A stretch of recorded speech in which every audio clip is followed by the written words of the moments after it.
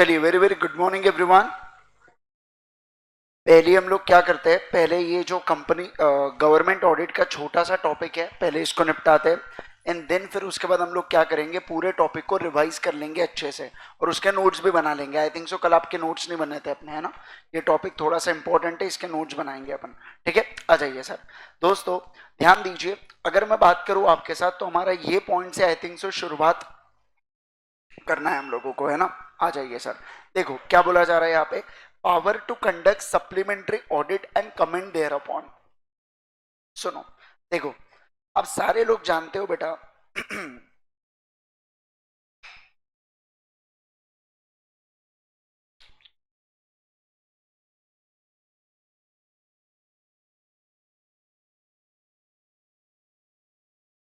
हाँ, देखो मैं क्या कह रहा हूं, हम सारे लोग जानते हैं यहाँ पे कि जो CAG होता है ये क्या करता है, CAG अपॉइंट करता है बेटा ऑडिटर को। ठीक है ना, ओके। ऑडिटर आता है, ऑडिट करता है और वो क्या देने वाला है बेटा, अपनी रिपोर्ट देने वाला है। क्या देने वाला है बोलो, अपनी रिपोर्ट देने वाला है। अब इस रिपोर्ट को ही क्या बोला जाता है, इस रिपोर्ट को ही ऑडिटर रिपोर्ट कहा जाता है, बराबर है। अब देखो मैं क्या कह रहा हूं, ये वाला बात क्या कह रहा है, सप्लीमेंट ऑडिट का मतलब क्या होता है कि सर जिस दिन ऑडिटर ने ऑडिट रिपोर्ट दिया, क्या कह रहा हूं मैं, जिस दिन ऑडिटर ने ऑडिट रिपोर्ट दिया वहां से 60 डेज के अंतर्गत, क्या कहा मैंने, बोलो, वहां से 60 डेज के अंतर्गत CAG अगर चाहे ना तो सप्लीमेंट्री ऑडिट करवा सकता है। क्या करवा सकता है बोलो, सप्लीमेंट्री ऑडिट। सप्लीमेंट्री ऑडिट का मतलब होता है ऑडिट वंस अगेन, या ऐसा समझो आप बात को, एडिशनल ऑडिट करवा सकता है। क्या करवा सकता है, एडिशनल ऑडिट। और ये जो एडिशनल ऑडिट होगा ना, ये फाइनेंशियल स्टेटमेंट के एक तो ऑल मैटर्स का होगा या सब मैटर्स का होगा। बस ध्यान रखना, ये फाइनेंशियल स्टेटमेंट्स का सप्लीमेंट्री ऑडिट होता है जिसके बारे में CAG क्या दे सकता है, CAG ऑर्डर कर सकता है कितने दिनों के अंदर, 60 डेज के अंदर। कितने दिनों के अंदर बोलो, 60 डेज के अंदर। ठीक है ना। तो जब से ऑडिट रिपोर्ट मिला है, क्या कह रहा हूं मैं, जब से ऑडिट रिपोर्ट मिला है वहां से 60 डेज के अंदर CAG डायरेक्ट कर सकता है ऑडिटर को कि फाइनेंशियल स्टेटमेंट के कौन से मैटर के ऊपर उसे रिपोर्ट करना है या फाइनेंशियल स्टेटमेंट्स के कौन से मैटर का उसे ऑडिट कराना है। मान लो CAG को ऐसा लग रहा है कि असेट को लेके थोड़ा सा गड़बड़ है, तो CAG सप्लीमेंट्री ऑडिट में केवल और केवल असेट का ऑडिट करवा सकता है। समझे क्या बात को जो मैंने कहा। देखो मैं फिर से रिपीट कर रहा हूं, सारे लोग ध्यान दीजिएगा कि सर, सुनो सुनो सुनो, ध्यान दो। मैं ये कह रहा हूं आप लोगों के साथ कि सर यहाँ पे जो है ना, सुनो, ऑडिट रिपोर्ट जो है ना, ऑडिट रिपोर्ट से 60 डेज के अंतर्गत, क्या कहा मैंने बोलो, ऑडिट रिपोर्ट से 60 डेज के अंतर्गत CAG अगर चाहे तो वो सप्लीमेंट्री ऑडिट करवा सकता है। क्या करवा सकता है बोलो, सप्लीमेंट्री ऑडिट। ये जो सप्लीमेंट्री ऑडिट होगा, क्या ये पूरे फाइनेंशियल स्टेटमेंट्स का दोबारा से ऑडिट होगा क्या, नहीं सर। ये फाइनेंशियल स्टेटमेंट के कुछ मैटर्स या ऑल मैटर्स का हो सकता है ऑडिट हो, लेकिन इसके बारे में डायरेक्शन कौन देने वाला है, CAG डायरेक्शन देने वाला है। किसको, ऑडिटर को CAG डायरेक्शन देने वाला है। वो फाइनेंशियल स्टेटमेंट्स का ऑडिट करेगा और ऐसे मैटर्स के ऊपर रिपोर्ट करेगा जिसको किसने बोला है, जिसको CAG ने बोला है। किसने बोला है बोलो जल्दी से, CAG ने बोला है। ठीक है, चलिए सर गो थ्रू करेंगे, ध्यान दो यहाँ पे क्या बोला गया। देखो, कंडक्ट ऑफ सप्लीमेंट्री ऑडिट, उससे पहले the CAG shall within 60 days from the date of receipt of audit report, यानी कि जिस दिन ऑडिट रिपोर्ट आया है वहां से 60 डेज के अंतर्गत CAG के पास क्या होता है, CAG के पास राइट होता है। बोलो क्या होता है, उसके पास राइट होता है, मतलब कि अधिकार होता है CAG के पास सप्लीमेंट्री ऑडिट करवाने का। ठीक है, ओके सर। देखो पहला क्या, conduct supplementary audit under section 143(6)(a। अच्छा, ये 143 सेक्शन है, 6 का मतलब क्या हो गया यहाँ पे बताइए, सब सेक्शन, और ए का मतलब क्या हो गया, क्लॉज। ठीक है ना। अब ये 143(6)(a के अंदर अगर ये चाहे तो ऑडिट करवा सकता है। जनरल याद है आपको, आप पढ़ते थे जनरल या स्पेशल ऑर्डर देके गवर्नमेंट कुछ जिसके तहत कारो आया था बेटा, उसी ऑर्डर के तहत यहाँ पे सप्लीमेंट्री ऑडिट भी किया जा सकता है। बस सप्लीमेंट्री ऑडिट केवल और केवल गवर्नमेंट कंपनीज में होता है, दूसरे कंपनीज में नहीं होता है। ठीक है, ओके। देखो supplementary audit of financial statements, mark karna financial statement of company by which person or persons as he may authorize in this behalf for the purpose of such audit require information या additional information to be furnished to any person or persons so authorized on such matters as by such person or persons and in such form as CAG may direct. मतलब देखो हुआ क्या कि sir CAG क्या करेगा, direct करेगा auditor को. Auditor कौन हो सकता है, एनी अथोराइज पर्सन हो सकता है. कौन हो सकता है बोलो, एनी अथोराइज पर्सन, जो क्या करेगा फाइनेंशियल स्टेटमेंट का ऑडिट करेगा और उन मैटर्स के ऊपर रिपोर्ट करेगा जिसको सीएजी ने क्या किया था, डायरेक्ट किया था. यानी सीएजी ने बोला फाइनेंशियल स्टेटमेंट में फिक्स्ड असेट को चेक करो तो फिक्स्ड असेट को चेक करो. सीएजी ने बोला फिक्स्ड असेट के अलावा एक काम करो ना, लाइबिलिटीज को चेक करो तो किसको चेक किया जाएगा, लाइबिलिटीज को चेक किया जाएगा. ठीक है, ओके सर, एकदम सिंपल है. पहला बताइए मुझे जल्दी से, एकदम सिंपल. सप्लीमेंट्री का मतलब क्या होता है, लिख के रख देना, एडिशनल ऑडिट. क्या मतलब होता है बोलो जल्दी से, एडिशनल ऑडिट. ओके सर, अब देखो क्या, सुनो. अब मुझे एक बात बताइए, ये जो सारे लोग ध्यान दो, देखो ये जो ऑडिटर है बेटा, ये ऑडिटर क्या करेगा, सप्लीमेंट्री ऑडिट रिपोर्ट, मैं नाम दे रहा हूं सप्लीमेंट्री ऑडिट रिपोर्ट, वैसे उसको सिर्फ ऑडिट रिपोर्ट बोलेंगे. ठीक है, ओके. ये सप्लीमेंट्री ऑडिट रिपोर्ट सबमिट करने वाला है किसको, सीएजी को. सीएजी के पास जब रिपोर्ट आएंगी, वो रिपोर्ट आने के बाद उसके ऊपर क्या करेगा बेटा बोलो जल्दी से, कमेंट करेगा. क्या करेगा, कमेंट. कमेंट का मतलब होता है विशेष टिप्पणी देना. क्या देना बोलो, विशेष टिप्पणी देना. ठीक है, उसे कमेंट कहते हैं. तो सीएजी के पास जब सप्लीमेंट्री ऑडिट रिपोर्ट आई तो उसने उसके ऊपर कुछ कमेंट किया, उसने उसके ऊपर कुछ विशेष टिप्पणी दिया, और ये जो है ना, ये सारे चीजों को सीएजी फॉरवर्ड कर देता है किसको, कंपनी को. कंपनी मतलब कौन सी कंपनी बेटा, जिसके ऊपर गवर्नमेंट ऑडिट एप्लीकेबल होता है, यानी कि मैं गवर्नमेंट कंपनीज, पब्लिक एंटरप्राइजेस ऐसा बोल सकता हूं मैं. ठीक है, ओके सर, परफेक्ट है. अब कंपनी इसका क्या करे, आप लॉजिकली सोचो, अगर सीएजी ने कोई रिपोर्ट दिया है और सीएजी ने कोई कमेंट दिया है तो आपको लगता नहीं इसके बारे में मुझे बताना चाहिए ऐसे लोगों को जिनसे इसको फर्क पड़ता है. सारे लोग बोलो ना. यानी कि सर ये जितने भी कमेंट है ना, ये सारे के सारे कमेंट फॉरवर्ड किए जाएंगे. क्या किए जाएंगे बोलो, फॉरवर्ड, व्हाट्सएप फॉरवर्ड कर दो बेटा एक ग्रुप बना के. ठीक है, मतलब आपको एक्चुअल में नोटिस भेजना है, ईमेल भेजना है, तो आप क्या करेंगे, फॉरवर्ड करेंगे किसको, मेंबर्स को फॉरवर्ड करेंगे. आपको याद है कि आपने डिबेंचर्स में एक पॉइंट पढ़ा होगा ट्रस्टी नाम से, डिबेंचर ट्रस्टी अपॉइंट होता है, याद है. तो ट्रस्टी और उन लोगों को भी आप क्या दोगे, ये कमेंट को फॉरवर्ड करोगे. मतलब गवर्नमेंट कंपनी के जो डिबेंचर होल्डर्स होंगे, वो डिबेंचर होल्डर्स का एक सेना नेतृत्व करने वाला व्यक्ति होगा जिसे बोला जाता है डिबेंचर ट्रस्टी. उस ट्रस्टी को भी आप क्या दे दोगे, इस कमेंट्स को फॉरवर्ड कर दोगे. समझे आप बात को.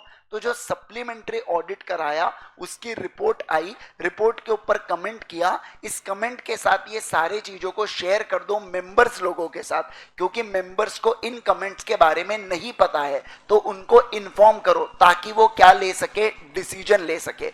जैसे एलआईसी का ऑडिट किया, एलआईसी के केस में कुछ खराब बातें पता चली फाइनेंशियल स्टेटमेंट्स में. आप सारे लोगों के पास एलआईसी के शेयर्स है, तो ऐसे इसमें आपको पता चलना चाहिए कि नहीं पता चलना चाहिए, पता चलना चाहिए. इसलिए बोला कि आप क्या करेंगे, फॉरवर्ड करेंगे सारे रिपोर्ट्स को. क्या करेंगे बोलो, फॉरवर्ड करेंगे सारे रिपोर्ट्स को टू ऑल द पर्सन. लिख दो यहाँ पे, comment by CNAG send to all members या सेंड टू ऑल पर्सन, ऐसा लिख दो साइड में. देखो क्या, any comment given by CNAG upon supplement to the audit report shall be sent by the company to every person entitled to the copies of audited financial statements under subsection 136, that is every member of company, trustee for debenture holders issued by the company, and to all person other than the members या trustee being persons so entitled also be placed before an AGM। यानी कि क्या आपको लगता नहीं क्या sir यहाँ पे जितने भी लोग AGM के सामने जब मैं रखता हूँ ये सारी बातें, यहाँ पे आपको AGM में बेटा वो ऑडिटर को भी आना कंपलसरी होता है, ऐसे पॉइंट्स पढ़े अपन ने। तो ये सारी जितने की जितनी रिपोर्ट्स है ना, ये सारे लोगों को भेज दो जो आपके AGM के अंदर पधारने वाले हैं और जिनका डिसीजन डायरेक्टली या इनडायरेक्टली इन्फ्लुएंस हो रहा है। क्या हो रहा है बोलो जल्दी से, इन्फ्लुएंस हो रहा है। समझ रहे हैं क्या बात को, बोलो बेटा जल्दी से, क्या बात को समझ रहे हैं क्या? यस, चलिए आ जाओ, अब ध्यान दो। तो अपन ने पहला क्या पढ़ा, सप्लीमेंट्री ऑडिट पढ़ा। ये एग्जाम के पॉइंट ऑफ व्यू से थोड़ा सा इंपॉर्टेंट टॉपिक है, प्लीज इसको मार्क कर देना, ठीक है ना। ये आपको पूछते हैं कमेंट ऑन सप्लीमेंट्री ऑडिट। तो सप्लीमेंट्री ऑडिट का मतलब क्या होता है, कुछ नहीं, ऑडिट हुआ है उसके 60 दिन के अंदर अगर गवर्नमेंट को लगता है तो फाइनेंशियल स्टेटमेंट्स के कुछ मैटर्स को लेके वो डायरेक्शन दे सकता है अथराइज पर्सन को, बोल सकता है तुम एडिशनल ऑडिट करो और मुझे क्या दो, रिपोर्ट दो। उस रिपोर्ट के बुनियाद पर मैं कमेंट करूंगा, इस कमेंट को फॉरवर्ड किया जाएगा सारे लोगों को। बराबर है क्या? सारे लोग बोलो जमा है क्या? Yes sir. आगे देखिए मैं क्या कह रहा हूं भाई। अब मैं बात करने जा रहा हूं आपके साथ टेस्ट ऑडिट के बारे में। किसके बारे में बोलो? Test audit. देखो सीएजी के पास इसको लेके भी पावर होती है। सीएजी के पास दो पावर्स है। पहला तो ऑडिट कराना, वो तो है ही है बेटा। ऑडिट के बाद दो चीजें करवा सकता है, वो है सप्लीमेंट्री ऑडिट और दूसरा क्या है बेटा, टेस्ट ऑडिट। सप्लीमेंट्री ऑडिट होता है फाइनेंशियल स्टेटमेंट्स का, समझना। और ये कब होता है? ऑडिट रिपोर्ट से 60 दिन के अंतर्गत होता है। लेकिन टेस्ट ऑडिट किसका होता है मैं बताऊं आपको, अकाउंट्स प्लस इंटरनल कंट्रोल का टेस्ट ऑडिट होता है। किसका होता है बोलो जल्दी से? अकाउंट्स प्लस इंटरनल कंट्रोल का। मुझे एक बात बताइए, अकाउंट्स ऑफ द कंपनी जो मेंटेन किए जाते हैं ये कैसे मेंटेन होते हैं? डबल एंट्री सिस्टम के ऊपर। कैसे मेंटेन होंगे? अक्रूवल सिस्टम के ऊपर। बराबर है ना सर? प्रिंसिपल्स ऑफ अकाउंटिंग को फॉलो करना पड़ेगा, debit what comes in, credit what goes out, वो सब चीजें। इसके अलावा आप इंटरनल कंट्रोल लगाते हो। क्यों लगाते हो? पीडीसी करने के लिए। किसको? मिस स्टेटमेंट को। ये मिस स्टेटमेंट किससे हो सकता है? फ्रॉड से, या किससे हो सकता है? एरर से, या हो सकता है बोथ से, ठीक है ना। तो इन चीजों को कि जो अकाउंट्स मेंटेन किए जा रहे हैं गवर्नमेंट कंपनी के द्वारा, या जो इंटरनल कंट्रोल्स लगाए जा रहे हैं गवर्नमेंट कंपनी के द्वारा, वैसे तो हमारा जो ऑडिटर आया है उसने ऑडिट किया होगा हमें कोई, लेकिन उसका मेन पर्पस ये थोड़ी है इंटरनल कंट्रोल्स को चेक करना, ठीक है। तो अगर किसी सीएजी को, किसी क्या, अगर सीएजी को लगता है कि मुझे ऐसा लगता है कि ये जो बीएसएनएल है ना, इसके इंटरनल कंट्रोल कुछ ठीक से काम नहीं कर रहे, ये कुछ पीडीसी नहीं कर रहे, या ये जो आरबीआई है ना इसके इंटरनल कंट्रोल पीडीसी नहीं कर रहे, तो ऐसे केस में सुनो ना, ऐसे केस में सीएजी बोलेगा एक पर्सन को अपॉइंट करेगा और कहेगा इसके क्या करो, टेस्ट ऑडिट करो। क्या करो? Test audit. टेस्ट मतलब क्या? कुछ ही ट्रांजैक्शन को टेस्ट करना है, मतलब अकाउंट्स में सेल बुक को ही टेस्ट करना है। बराबर। इंटरनल कंट्रोल में जो फाइनेंशियल कंट्रोल्स है ना उसी को क्या करना है? टेस्ट करना है। आप समझे बात को? मतलब मैं कह रहा हूं यहाँ पे कुछ स्पेसिफिक, दोनों केस में कुछ स्पेसिफिक पोर्शंस के बारे में बात करें।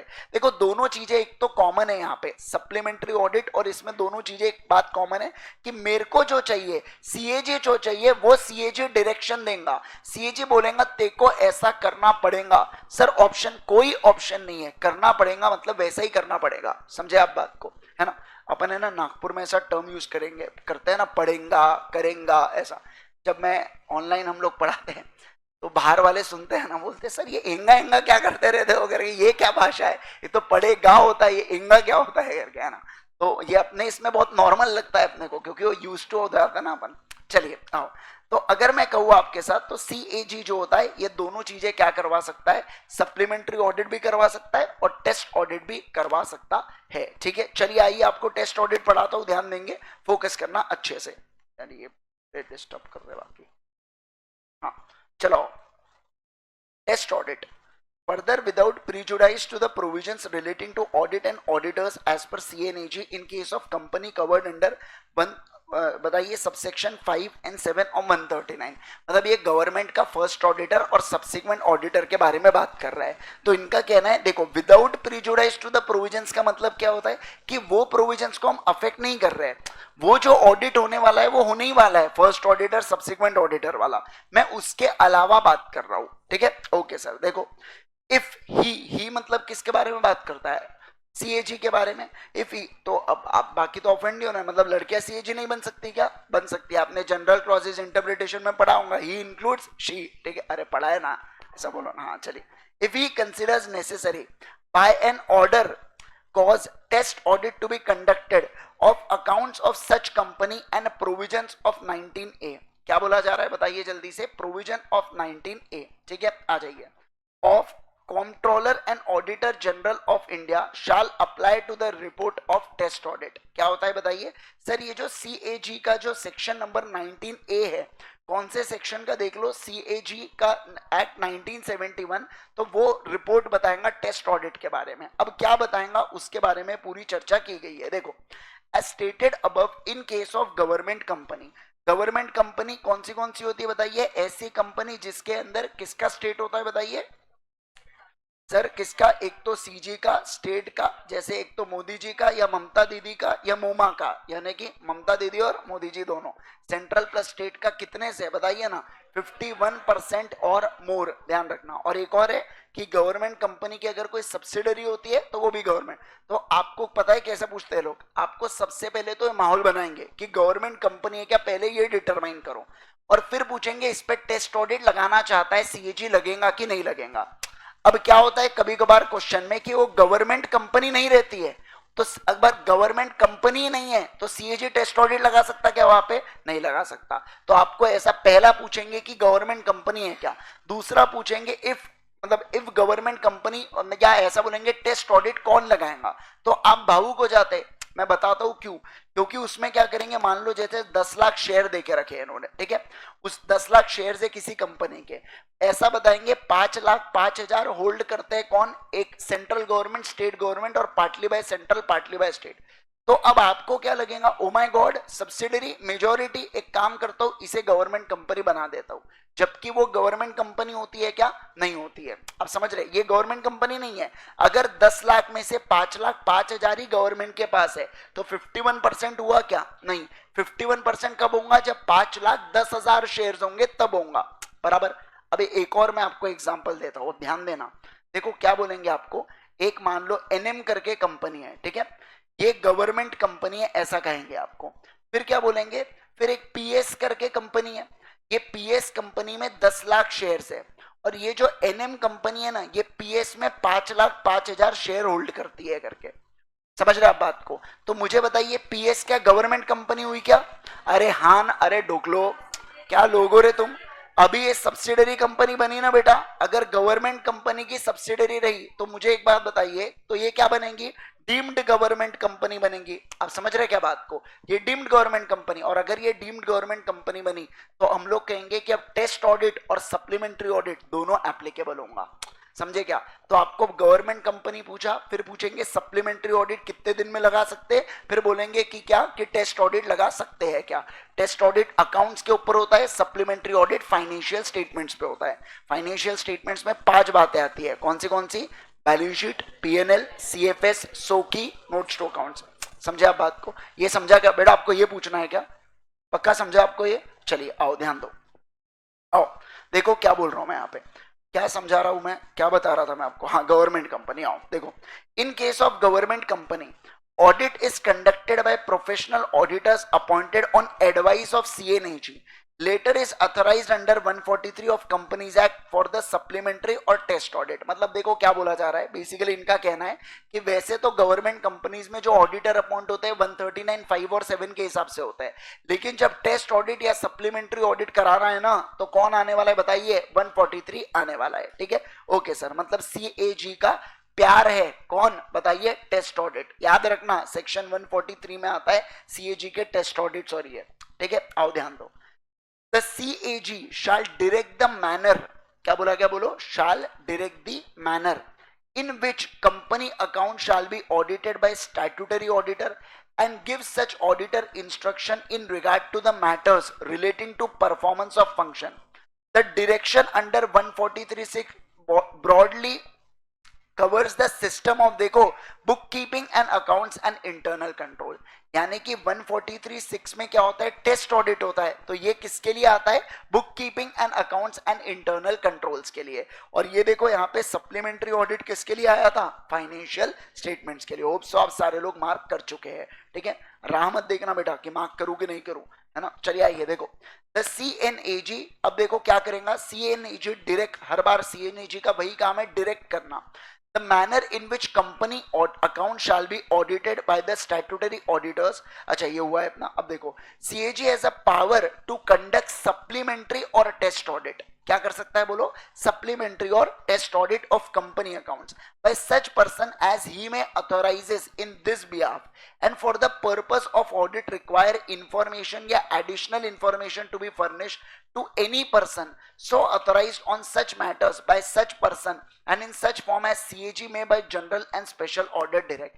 मतलब क्या होगा, जब CAG ने जनरल या स्पेशल ऑर्डर पास किया, किसको लेके पास किया बताऊं मैं आपको, स्पेशल ऑडिट यानी कि आपका टेस्ट या सप्लीमेंट्री ऑडिट को लेके, तो CNAG उस पावर में ये भी लिखेगा कि इंटरनल कंट्रोल से रिलेटेड जितनी भी इंफॉर्मेशन गवर्नमेंट कंपनी तुम्हारे पास है ना, ये पूरी इंफॉर्मेशन तुम किसको देना, इस ऑडिटर को देना।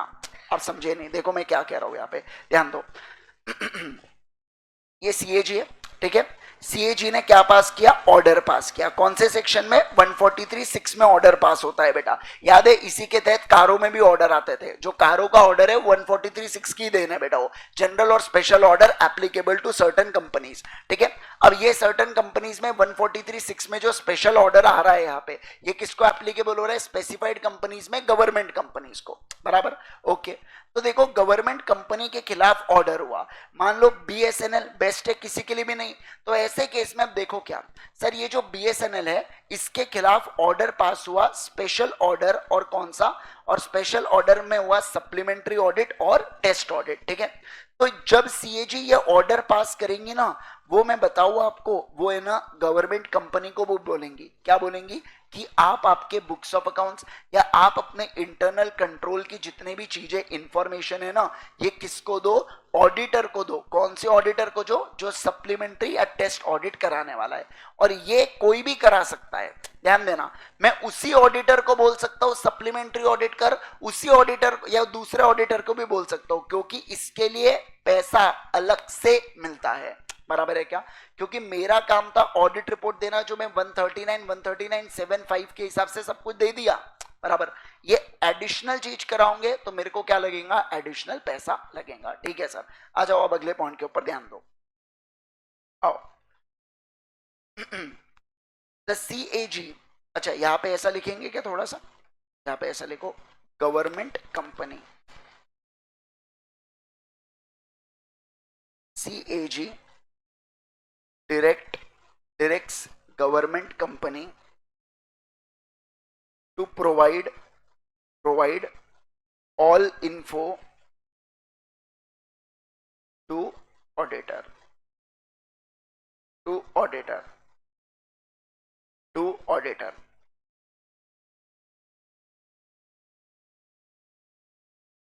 ये देखो इस बार के, पिछले बार के एग्जाम में पूछा था इसके ऊपर सवाल, ऑडिट में नहीं पूछा था, लॉ में पूछा था, लेकिन ठीक है, पर पूछा था सवाल। क्या है देखिए, the statutory auditors shall submit a copy of audit report to CNAG।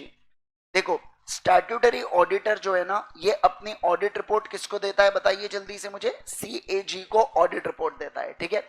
Who shall have right to comment upon, जिसके पास अधिकार होता है कि ये क्या कर सकता है, कमेंट पास कर सकता है, ये क्या कर सकता है, supplementary audit, supplement the audit report, मतलब सप्लीमेंट्री ऑडिट भी करवाने लगा सकता है, मतलब एडिशनल ऑडिट के लिए कुछ चीजें, है ना, बाय स्टैट्यूटरी ऑडिटर, जो भी उसको ठीक लगे। 134(3) क्या कहता है, देखो, imposes a duty on board of directors.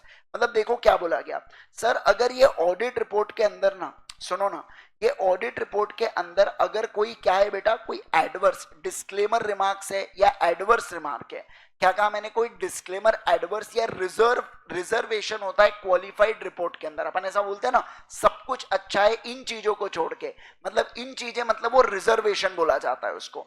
तो रिजर्वेशन हो, एडवर्स हो या डिस्क्लेम वाला ओपिनियन हो बेटा, तो उसके रिगार्डिंग में जो भी बोलूंगा ना, इसमें बोर्ड ऑफ डायरेक्टर्स को क्या देना पड़ता है, मुझे एक्सप्लेनेशन देना पड़ता है। क्या देना पड़ता है बोलो, एक्सप्लेनेशन इसके बारे में देना पड़ता है, इस बात का ध्यान रखना। ठीक है, ओके सर।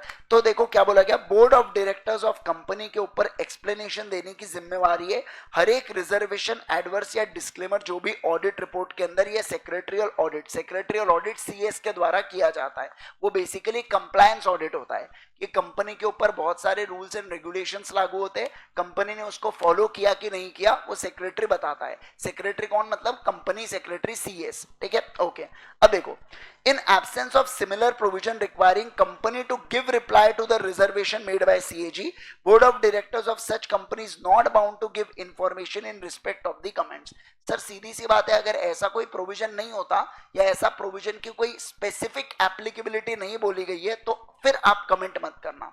लेकिन मैं आपको बता दूं, क्या कोई भी कंपनी हो बेटा, अगर रिजर्वेशन रिमार्क्स होते हैं ना, तो उनको उसके रिगार्डिंग एक्सप्लेनेशन देना ही पड़ता है, और वो भी एजीएम के अंदर। और एजीएम में ये भी होता है कि ऑडिटर के पास राइट टू हर्ड आता है उन मैटर्स के ऊपर which concern him as a auditor. अब समझ रहे हैं क्या, मैं आपको बताता हूं, ध्यान दो। देखो सर, ऑडिटर ने ऑडिट रिपोर्ट दिया, ठीक है, ऑडिट रिपोर्ट दिया, ऑडिट रिपोर्ट में कुछ क्वालिफिकेशन रिमार्क था, जिसको बोर्ड ऑफ डायरेक्टर्स ने क्या किया, बोर्ड ऑफ डायरेक्टर्स ने एक्सप्लेन किया, कहां पे, जनरल मीटिंग में। तो जो ऑडिटर है ना, इसको लेके कुछ एक्स्ट्रा इंफॉर्मेशन बोल सकता है, माइक लेके मैं बोल सकता हूं, समझ रहे आप बात को। लेकिन मान लो कुछ और डिस्कशन चल रहा है, जैसे कि डायरेक्टर को अपॉइंट करना कि नहीं करना, दूसरे, अरे एजीएम में तो चार बातें होती है, डिविडेंड का होता है, डायरेक्टर का होता है, ऑडिटर का होता है, और फाइनेंशियल स्टेटमेंट्स होता है। तो फाइनेंशियल स्टेटमेंट से रिलेटेड तो मैं कंसर्न रहूंगा बेटा, लेकिन बाकी तीन चीजें मुझे इतनी अफेक्ट नहीं करेंगी। तो मान लो किसी डायरेक्टर को लेके बातचीत चल रही है, अपॉइंट करना कि नहीं करना, मैं बोल रहा हूं, मैं बोलूंगा, मेरे को माइक दो करके, ऐसा नहीं चलेगा, वहां राइट टू वर्ड नहीं है मेरे पास। अगर फाइनेंशियल स्टेटमेंट के कोई मैटर्स है जो एज अ ऑडिटर मुझे डिस्टर्ब कर रहे हैं, मुझे अफेक्ट कर रहे हैं, केवल और केवल तब ऑडिटर माइक ले सकता है। अदरवाइज ऑडिटर माइक लेने वाला है क्या, नहीं, यानी कि राइट टू हर्ड उसके पास आने वाला है क्या, नहीं सर, नहीं आने वाला है। ठीक है, चलो सर ध्यान दो। देखो, the general standard principle techniques and procedures for the audit adopted by CNAG are mixture of government audit, commercial audit as known and practiced by professional auditors. The concept of autonomy and accountability of the institution, bodies, corporation, company have influenced the nature and scope of audit, applying the conventional audit from the angle of economy, efficiency and effectiveness. काट दो, बहुत अच्छा समझाया इन्होंने कि CAG जो होता है वो सारे इसका कॉम्बो बना के यूज करता है करके। ठीक है, आ जाओ। अब रिपोर्टिंग प्रोसीजर क्या है बेटा, तो मुझे एक बात बताइए यहाँ पे, सर जो ऑडिटर होंगे किसको रिपोर्ट करेंगे, सीएनएजी को। सीएनएजी किसको रिपोर्ट करेगा, प्रेसिडेंट को और गवर्नर को या एडमिनिस्ट्रेटर को, और ये क्या करेंगे, ये आगे जाके हाउस ऑफ पार्लियामेंट में इसको पेश करते हैं रिपोर्ट को, बराबर है क्या, और उस पर इसको लेके बवाल होता है, झगड़ा होता है, जो भी बातें बोली गई है वो डिस्कस किया जाता है वहां पे। चलो एक बार गो थ्रू करो, ये कल ही पढ़ा था अपन ने, फटाफट देखो। आर्टिकल 151 याद है, अपन ने पढ़ा था 149, 150, 151। 150 किसके बारे में बात करता है बेटा, अकाउंट्स, 150 नंबर आए थे अकाउंट्स में, याद है आपको, है ना, उससे रिलेटेड। चलो आओ, बस वही है 151, same as it is, quickly पढ़ेंगे।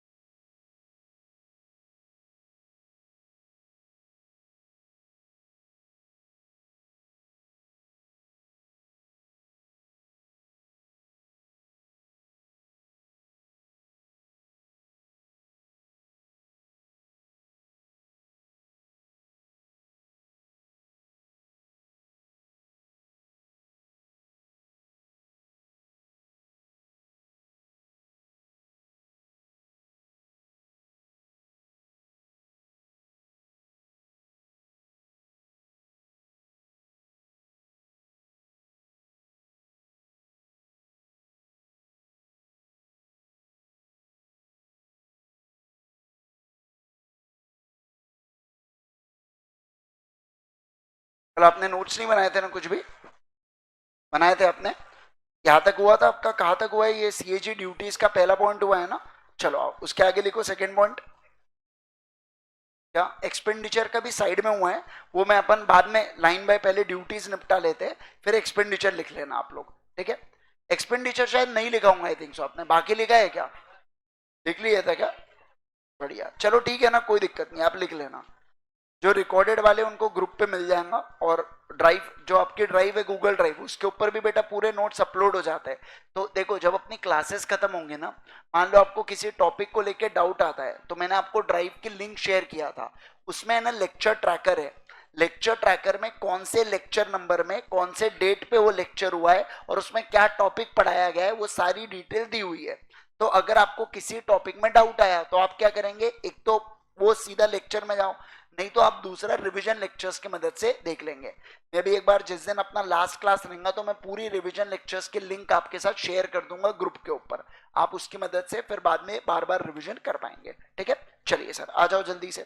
आओ दोस्तों सेकेंड वाले पॉइंट के ऊपर चलेंगे, ध्यान दीजिए यहाँ पे।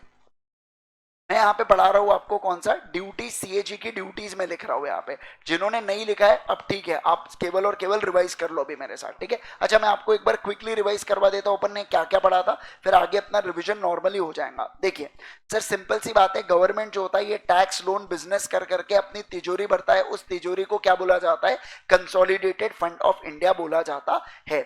आर्टिकल 266 कहता है यहाँ पे कि कंसोलिडेटेड फंड ऑफ इंडिया में जो भी एक्सपेंडिचर और इनकम होता है उसका क्या होना चाहिए, ऑडिट होना चाहिए। बोलो क्या होना चाहिए, ऑडिट होना चाहिए।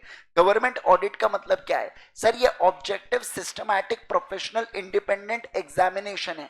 किसका एग्जामिनेशन बताइए, पब्लिक एंटिटी का, ताकि उनके क्या देख पाए बताइए, financing, administrative and operational activities हम लोग कर पाए, वो भी आफ्टर एग्जीक्यूशन, और फिर इवेल्युएट या वेरीफाई कर पाए उनके फ्यूचर एक्शंस को, और ओपिनियन दे पाए किसके ऊपर, फाइनेंशियल स्टेटमेंट्स के ऊपर। सर इनके ऑब्जेक्टिव्स क्या है, बाप ऑब्जेक्टिव्स है, क्या है बोलो जल्दी से, तोड़ ऑब्जेक्टिव्स, बाप ऑब्जेक्टिव्स। पहला बी से क्या है, बेस फॉर करेक्टिव एक्शन। फिर ए से क्या है बताइए, अकाउंटिंग ऑफ पब्लिक फंड्स, और एपी से है अकाउंटिंग पॉलिसी का प्रॉपर एप्लीकेशन होना चाहिए, अप्रेजल होना चाहिए, ठीक है? सीएजी एक कैसा फंक्शन है, सीएजी एक इंडिपेंडेंट फंक्शन है। बोलो कैसा फंक्शन है, इंडिपेंडेंट फंक्शन है, बराबर है ना? जो अकाउंटेबिलिटी इंश्योर करता है कि लेजिस्लेटिव और एग्जीक्यूटिव ऑर्गन सही से काम कर रहे हैं या नहीं कर रहे हैं। सर सीएजी को अपॉइंट कौन करता है, प्रेसिडेंट सीएजी को अपॉइंट करता है। रिमूव वैसे तो नहीं किया जा सकता, लेकिन अगर प्रूवन मिसबिहेवियर हो plus 2/3 of both parliament houses का परमिशन मिल जाए तो आप सीएजी को रिमूव कर सकते हो। सर सीएजी को पैसा कितना मिलता है, जितना जज ऑफ सुप्रीम कोर्ट को सैलरी होती है उतनी सीएजी को भी सैलरी होती है, ठीक है सर? सीएजी और प्रेसिडेंट और सीएजी मिलके पॉलिसीज एंड ड्राफ्ट बनाते हैं, और ये किसको देते हैं, अकाउंट्स डिपार्टमेंट को देते हैं, जो गवर्नमेंट कंपनी को फॉलो करना पड़ता है। सर कॉन्स्टिट्यूशनल प्रोविजन क्या है, सेक्शन नंबर 150 कहता है कि सीएजी के एडवाइस पर प्रेसिडेंट अकाउंट्स बनाने के लिए बोलेंगे, जो सेंट्रल और स्टेट गवर्नमेंट को मेंटेन करना होगा। फिर सेक्शन नंबर 149 क्या कहता है, सीएजी की कुछ ड्यूटीज देके रखी है एज पर सीएजी एक्ट 1971। इन्हीं ड्यूटीज के बारे में अपन ने नीचे पढ़ना स्टार्ट किया था। सेक्शन 151 क्या कहता है, जो अब भी पढ़ा लास्ट में, कि सीएजी अपनी रिपोर्ट बनाता है और ये देता है 151, एक रिपोर्ट देता है सेंट्रल को, एक रिपोर्ट देता है स्टेट वाइज, अलग अलग स्टेट की अलग अलग रिपोर्ट, और वो फिर क्या करते हैं, झगड़ा करते हैं अपने पार्लियामेंट में, उस रिपोर्ट के ऊपर बहसबाजी करते हैं, ठीक है? ओके सर चलिए, फिर ड्यूटीज का पहला पॉइंट पढ़ा था कि सीएजी क्या करता है, कंपाइल करता है अकाउंट्स को। क्या करता है बोलो, कंपाइल करता है अकाउंट्स को ऑफ यूनियन एंड स्टेट, उसको देता है प्रेसिडेंट के पास, जो आगे किसको, ऑब्वियस सी बात है आगे सर वो पार्लियामेंट में पेश कराने वाला है।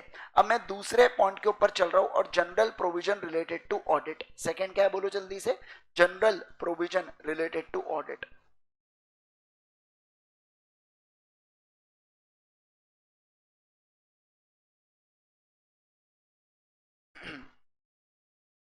General provision related to audit. मैं एक काम करूँ क्या, जो अपने चैप्टर 9 के नोट्स बन रहे थे, जो नोटेबिलिटी में चल रहा था, मैं वो ऐप में शिफ्ट हो जाऊँ क्या? इसको फिर मैं कट करके पेस्ट कर दूंगा वहां पे, वो एक के नीचे एक के नीचे एक आ जाएगा चैप्टर 9, है ना? आप वैसा करो, मैं फिर इसको क्या करूंगा, कट करके बराबर उसको सिस्टमैटिकली पेस्ट कर दूंगा उधर, ठीक है? चलिए सेकेंड लिखो, general provision related to audit. कहाँ गया? हाँ, ये एक पेज में छोड़ देता हूँ, यहाँ से लिखता हूँ मैं, फिर मैं ऐड कर दूंगा। आप सेकेंड पॉइंट लिखो, general provision related to audit, related to audit. आपके लिए फुल स्क्रीन कर देता हूँ, ये लो, टू ऑडिट। आओ देखो पहला क्या बोला गया, पहला बोला गया इसके अंदर क्या क्या चेक करना है। पहला, सर जो कंसोलिडेटेड फंड है, जो कंसोलिडेटेड फंड है, इससे जितने भी ऑल एक्सपेंसेस है, जितने भी ऑल एक्सपेंसेस है, क्या ये डिसबर्स प्रॉपरली हुए हैं, डिसबर्स प्रॉपरली हुए और used for purpose, purpose intended, intended, इसको चेक करना बाय अथॉरिटी। अथॉरिटी ने जिस पर्पस के लिए यूज करना था उसे किया क्या? याद है अपन ने एक्सपेंडिचर में ऑडिट ऑफ सैंक्शंस पढ़े थे, है ना? ये वही है, वही वाला पॉइंट है। दूसरा देखो क्या है इसके अंदर, सेकेंड पॉइंट देखो, second point sir contingency fund होता है, क्या होता है बोलो? कंटिंजेंसी फंड होता है। ये जो कंटिंजेंसी फंड है, इससे जितने भी ट्रांजैक्शन हुए हैं, जितने भी ट्रांजैक्शंस हुए, उसका क्या करना? उसका ऑडिट करना। किसके हाथ में होता है बताइए जल्दी से? सर सीएजी के हाथ में। तीसरा पॉइंट, तीसरा पॉइंट,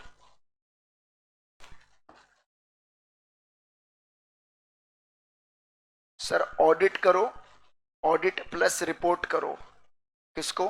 सर सारे trading, trading, manufacturing, PNL accounts को, पीएनएल अकाउंट्स को जो डिपार्टमेंट्स के है ऑफ यूनियन या स्टेट। ठीक है, ओके, एक्सक्यूज मी। आ जाइए नेक्स्ट, सी पॉइंट, यानी कि आपका थर्ड थर्ड पॉइंट है। ठीक है, ये कहता है audit of receipt and expenses, receipt and expenses. ये याद है अपन ने एकदम डिटेल में पढ़े इसके रिगार्डिंग पॉइंट, तो अपन इसको लिख देंगे इन डिटेल, या चलो जान दो मैं आपको पढ़ाई देता हूं। Audit of receipt and expenses लिखो यहां पे। सर देखो क्या बोला, sir any body, any body और कॉरपोरेशन जिसको क्या किया है बताइए? सब्सटैंशियली फाइनेंस किया है, सब्सटैंशियली फाइनेंस किया है। किसके द्वारा फाइनेंस हुआ है सब्सटैंशियली बोलो? सर ये हुआ है सीएजी के द्वारा। क्या? नहीं नहीं सर, ये हुआ है गवर्नमेंट के द्वारा, ठीक है ना? और कैसे फाइनेंस हुआ है? थ्रू किसके मदद से बोलो? लोन्स एंड ग्रांट्स, है ना? लोन्स की मदद से और ग्रांट्स की मदद से। ठीक है, ओके। तो मैं क्या कहूंगा कि सर इसके जो भी रिसीट्स है और इसके जो भी एक्सपेंसेस है, इसका क्या करवाना पड़ेगा? सीएजी को इसका ऑडिट करवाना पड़ेगा। ठीक है, okay sir. Sir substantially finance का मतलब क्या होता है? इसका मतलब होता है 25 लाख रुपए और 70 नहीं, 25 लाख और नहीं है, शब्द क्या यूज है यहाँ पे? एंड, है ना? 25 लाख रुपए and 75% of total expenses, total expenses of other body corporate, BC, other body corporate. Done है क्या? बोलो जल्दी से, डन है इतना? यस सर, आ जाइए अगला लिखो। Sir audit of grants and loan, चौथा पॉइंट लिखेंगे ऑडिट ऑफ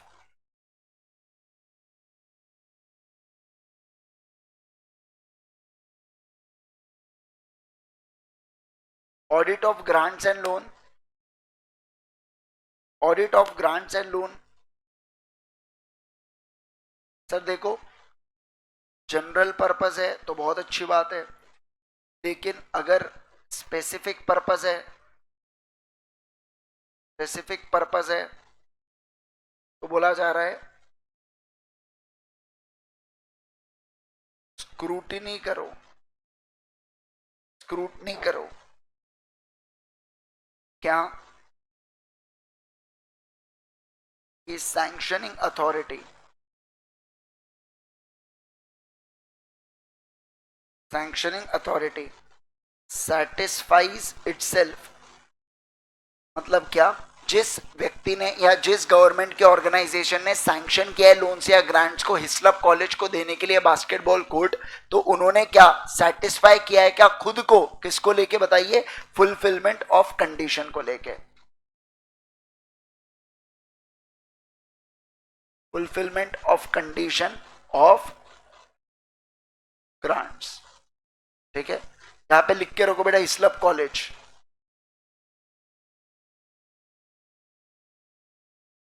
चलो सर आओ ध्यान दो। फिर उसके बाद आगे बढ़ू मैं। E point, audit of receipts of union slash state. F point लिखो, audit of stores and inventory.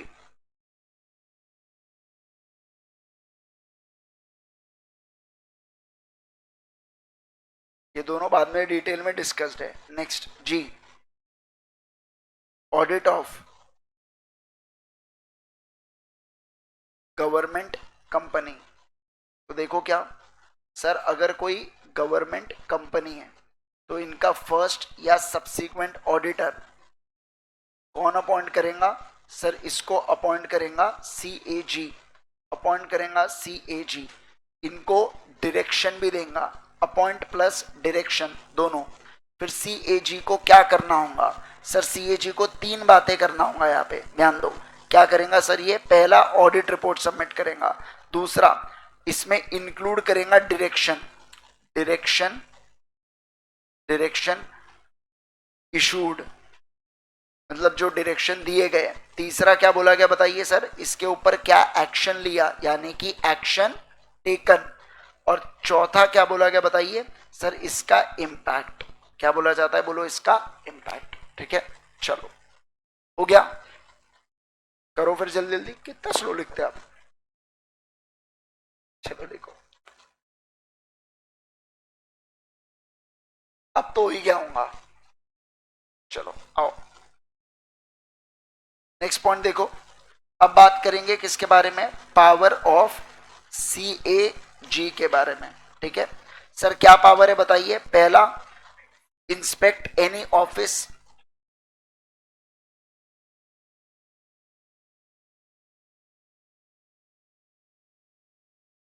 Any office of accounts. दूसरा, दूसरा require books of accounts to be send to specific place. तीसरा, इंक्वायरी, यानी कि put such questions, put such questions और make observation, observation to a person in charge of office, in charge of office, and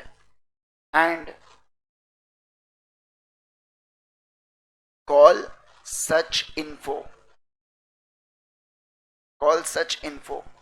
fourth, fourth, dispense any part of work। और क्या कर सकता है ये? प्लस लिमिटेड, बोलो जल्दी से, लिमिटेड चेक्स भी कर सकता है। ठीक है ना? Yes, limited checks. तो अपन ने क्या कहा था देखो सर, इंस्पेक्ट है, इंक्वायरी है, बुक्स ऑफ अकाउंट से रिलेटेड डिसीजन है, और आखिर में बोला लिमिटेड चेक्स या डिस्पेंस कर सकता है अपने पावर को। नेक्स्ट लिखिए sir, expenditure audit. Come on everyone, expenditure audit. अच्छा, इसके बारे में अपन ने कुछ लिख लिया था।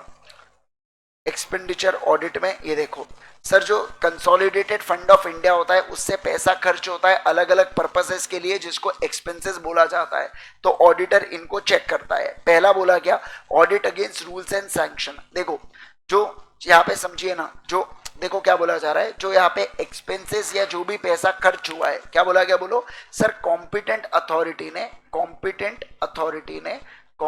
अथॉरिटी ने जो भी एक्सपेंसेस या जो भी पैसे को दिया है, जो एक्चुअल एक्सपेंसेस इनकर हुए हैं ना, वो किसके अनुसार होने चाहिए बताइए मुझे, रूल्स एंड रेगुलेशंस के अनुसार। किसके अनुसार होने चाहिए, रूल्स एंड रेगुलेशंस के अनुसार। ठीक है, तो अपने को इसमें तीन बातें देखना पड़ता है, किसके पास पावर है, दूसरा क्या सर ये क्लेम्स प्रॉपर तरीके से तो किए गए ना, और जो रूल्स एंड रेगुलेशन है कंपनसेशन रिगार्डिंग सैलरी पे एंड अलाउंसेस, और इसके रिगार्डिंग बराबर से रूल्स वगैरह रेगुलेशंस बनाए गए हैं और उसको ऑब्जर्व हुए हैं या नहीं हुए हैं वो मुझे चेक करना है। ठीक है, चलिए सर अब देखो क्या, अब इसके रिगार्डिंग भी और कुछ बातें यहाँ पे बोली गई है, मैं इसको मिटा देता हूँ, ये वाला जो है ना इसको थोड़ा सा गायब कर देता हूँ।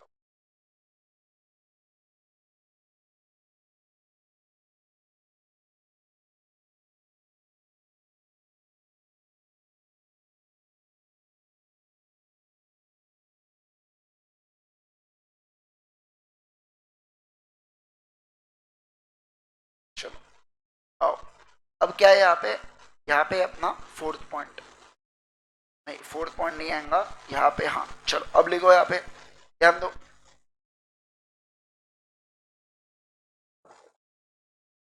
Function of audit,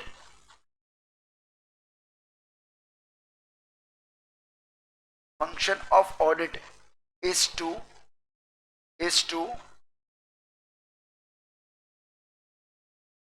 ensure that, function of audit is to ensure that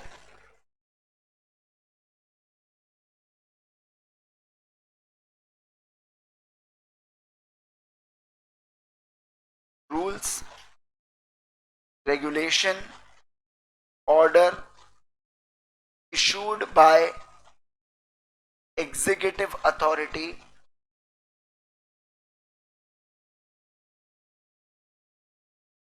executive authority executive authority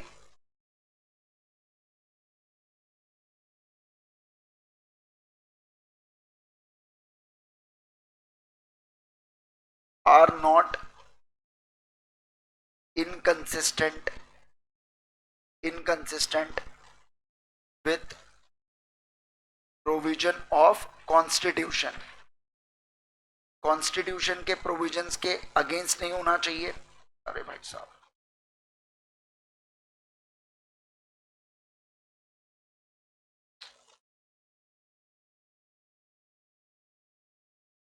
ठीक है सर, दूसरा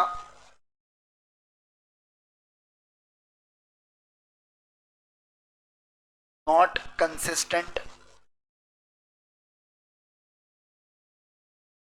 with requirement of audit and accounts. क्या बोला गया यहाँ पे, नहीं, check whether the requirements are, अच्छा इनकंसिस्टेंट विद, अरे यहाँ पे आर नो, अच्छा आर नॉट नहीं है, ठीक है, चेक वेदर, एक मिनट रुको, issued yes are consistent with requirement of audit plus accounts। तीसरा not in conflict, not in, बोलो conflict, इससे with rules of higher authority, जो लेजिस्लेटिव वाला पॉइंट लिखा था अपन ने, और उसके बाद देखो क्या बोला गया,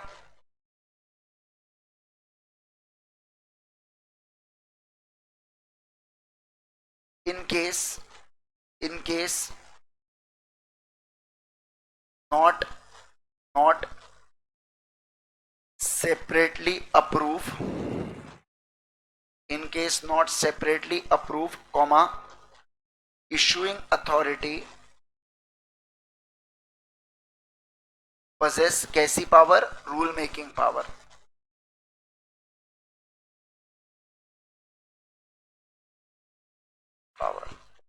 रूल मेकिंग पावर। हो गया क्या? सेकेंड देखो, audit of sanctions. Audit of sanctions,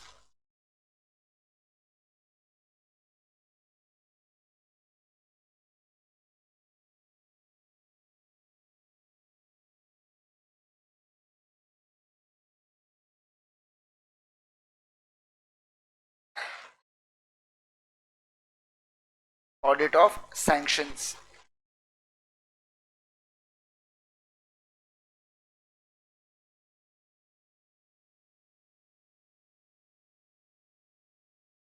देखो क्या बोल रहा है ये बोल रहा है कि जो एक्सपेंडिचर है ना, जो भी एक्सपेंस है, ये क्या होना चाहिए?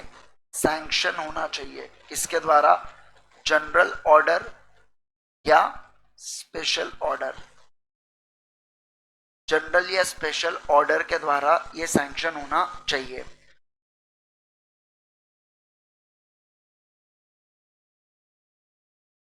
इसमें दो बातें चेक होंगी। पहला,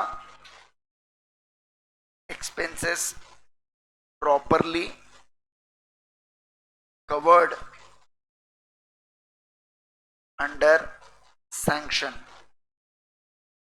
और दूसरा और दूसरा अथॉरिटी इज कंपिटेंट। क्या है बोलो? Authority is competent. ठीक है। तीसरा, audit against provision for funds.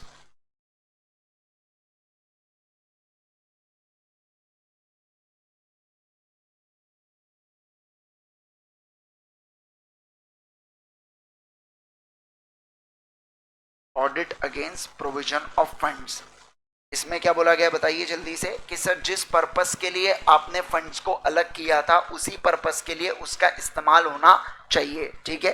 चलो, audit against provision of funds के बारे में लिखिए बेटा। चलो आओ जल्दी से। Expenditure, expenditure has been incurred for purpose for which appropriation was made, या appropriation is made। चलो डन है क्या? यस। उसके बाद देखो, proprietary audit, very important. Proprietary audit,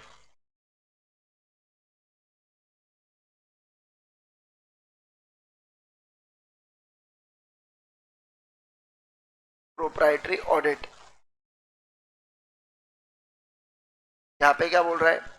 ये क्यों होता है? Auditor to bring out cases, bring out, बोलो, केसेस, जहां पे क्या बोला गया है? इम्प्रॉपर। फिर कैसे इम्प्रॉपर? याद है आपको? ऐसे खर्चे करो जैसे अगर आप खुद ये खर्चे कर रहे होते तो क्या आप ये खर्चे करते? वैसा होता है इम्प्रोप्राइटरी एक्सपेंसेस। मतलब देखो, कंपिटेंट है, सैंक्शनड है, विद इन लिमिट है, बट क्या जरूरी है क्या ये जानना आता है इम्प्रोप्राइटरी ऑडिट के अंदर। इम्प्रॉपर, फिर लिखो इम्प्रॉपर अवॉइडेबल,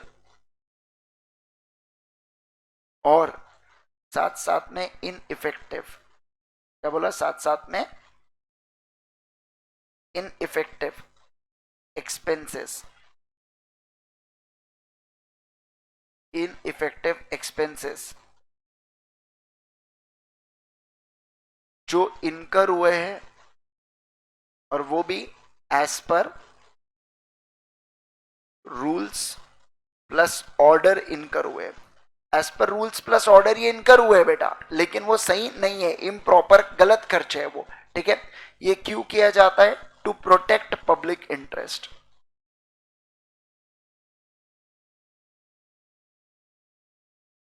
ठीक है। ओके। बोला जा रहा है ये सैंक्शन है,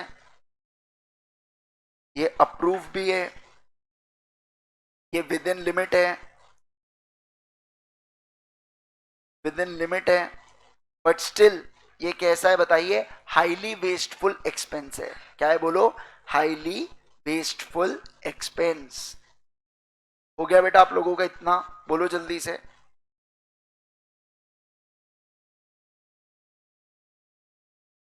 चलो बेटा लिखो ना।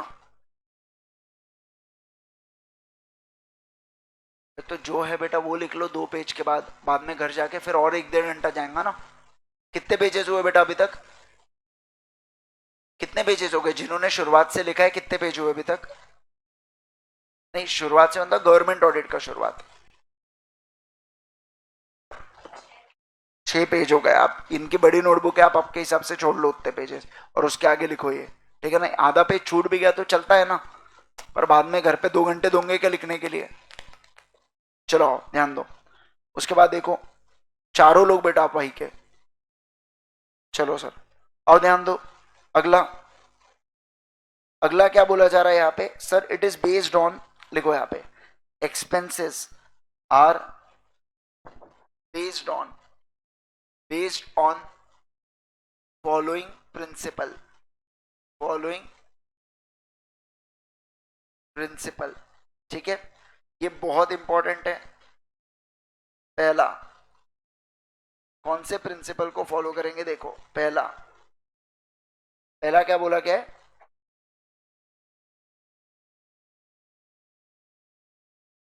एक्सपेंडिचर शुड नॉट बी, या ऐसा लिखो, expenditure should not be greater than occasion demands.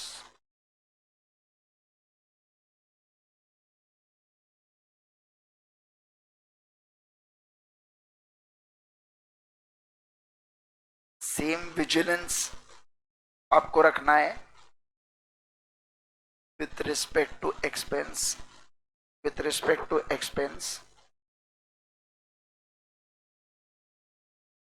as a man of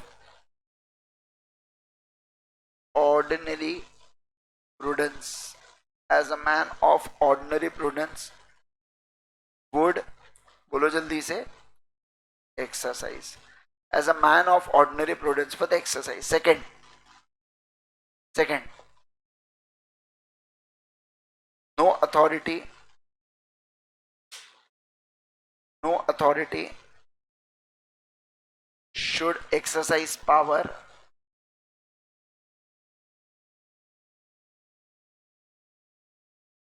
should exercise power which will directly slash indirectly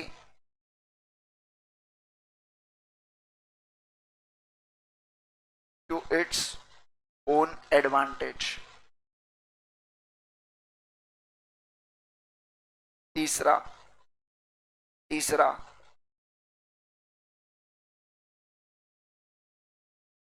public money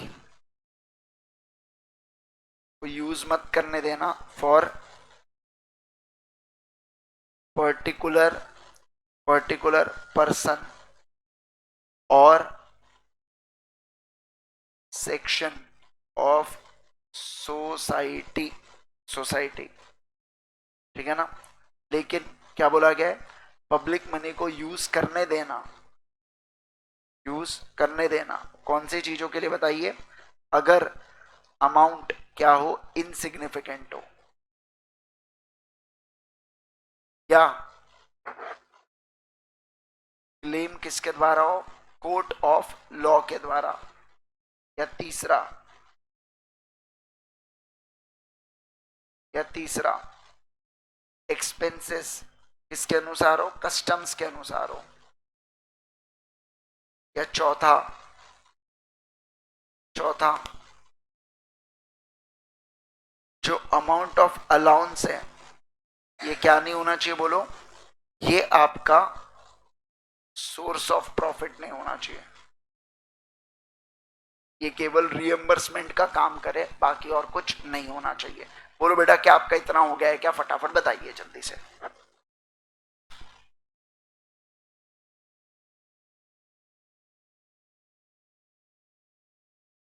क्या हम आगे बढ़े? बोलो जल्दी से। Last type of expenditure audit, और वो कौन सा है अपना? Performance audit. आओ परफॉर्मेंस ऑडिट के बारे में लिखेंगे।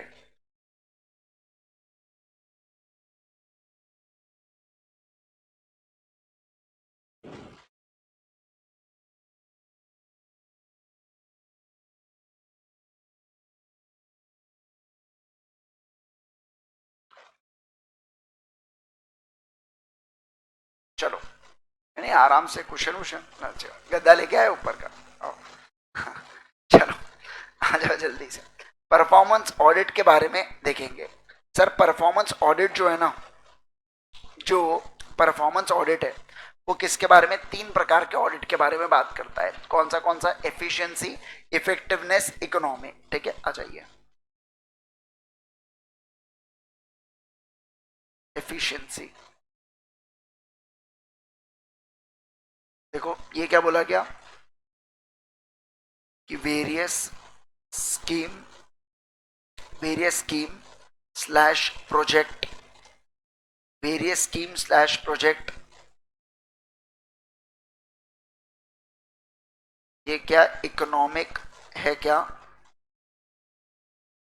दूसरा, क्या ये यील्ड करते हैं expected results?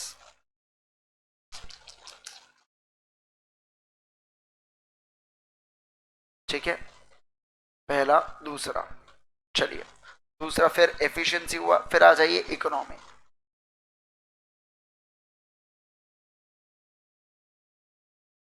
Economy audit,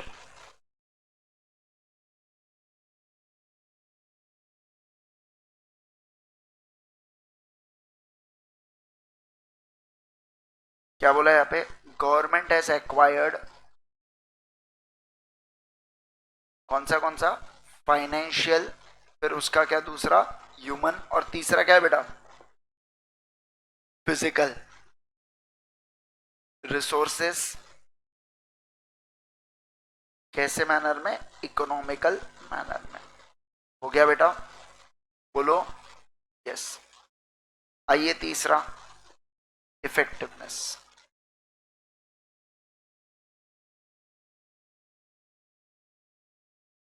effectiveness,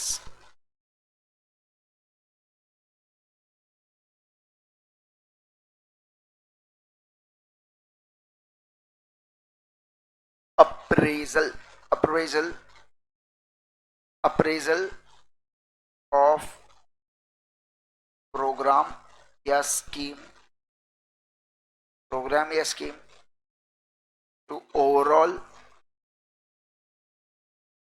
target objective. Overall target objective के हिसाब से आपके जो स्कीम्स एंड प्रोग्राम से क्या ये बराबर से रन हुए या नहीं हुए उसको देखना, ऐसा यहाँ पे बोला जा रहा है। फिर देखिए क्या, फिर एक आता है एफिशिएंसी कम परफॉर्मेंस ऑडिट।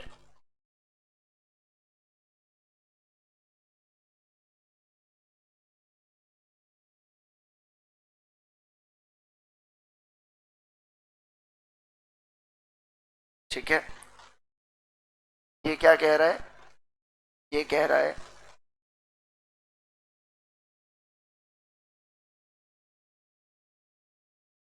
जो फाइनेंशियल प्लस ऑपरेशनल परफॉर्मेंस है, ये कैसा होना चाहिए, ये towards greater economy, efficiency and effectiveness के टूवर्ड्स होना चाहिए। Greater economy, efficiency and effectiveness को लेते हुए होना चाहिए। ठीक है, चलो सर अब लिखेंगे ऑडिट ऑफ रिसीट्स के बारे में। हो गया आपका ये ऑडिट ऑफ एक्सपेंसेस, आ जाओ।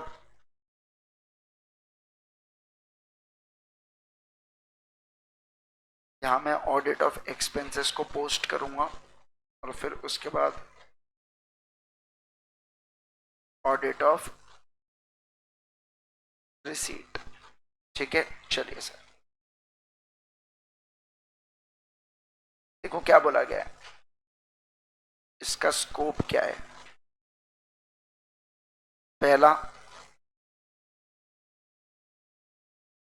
All revenue, all revenue slash other debts, all revenue slash other debts due to government are assessed realized and credited to government account. दूसरा, सेकंड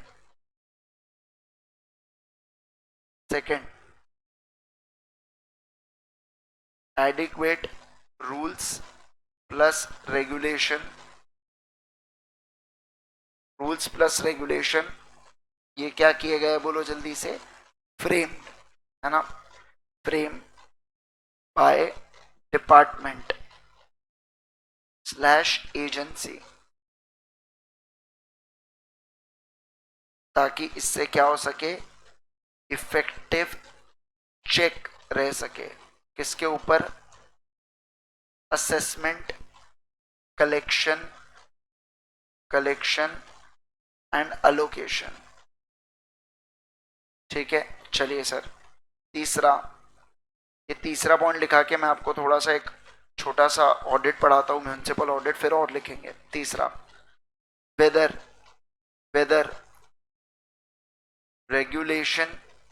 रेगुलेशन या प्रोसीजर इज कैरिड आउट।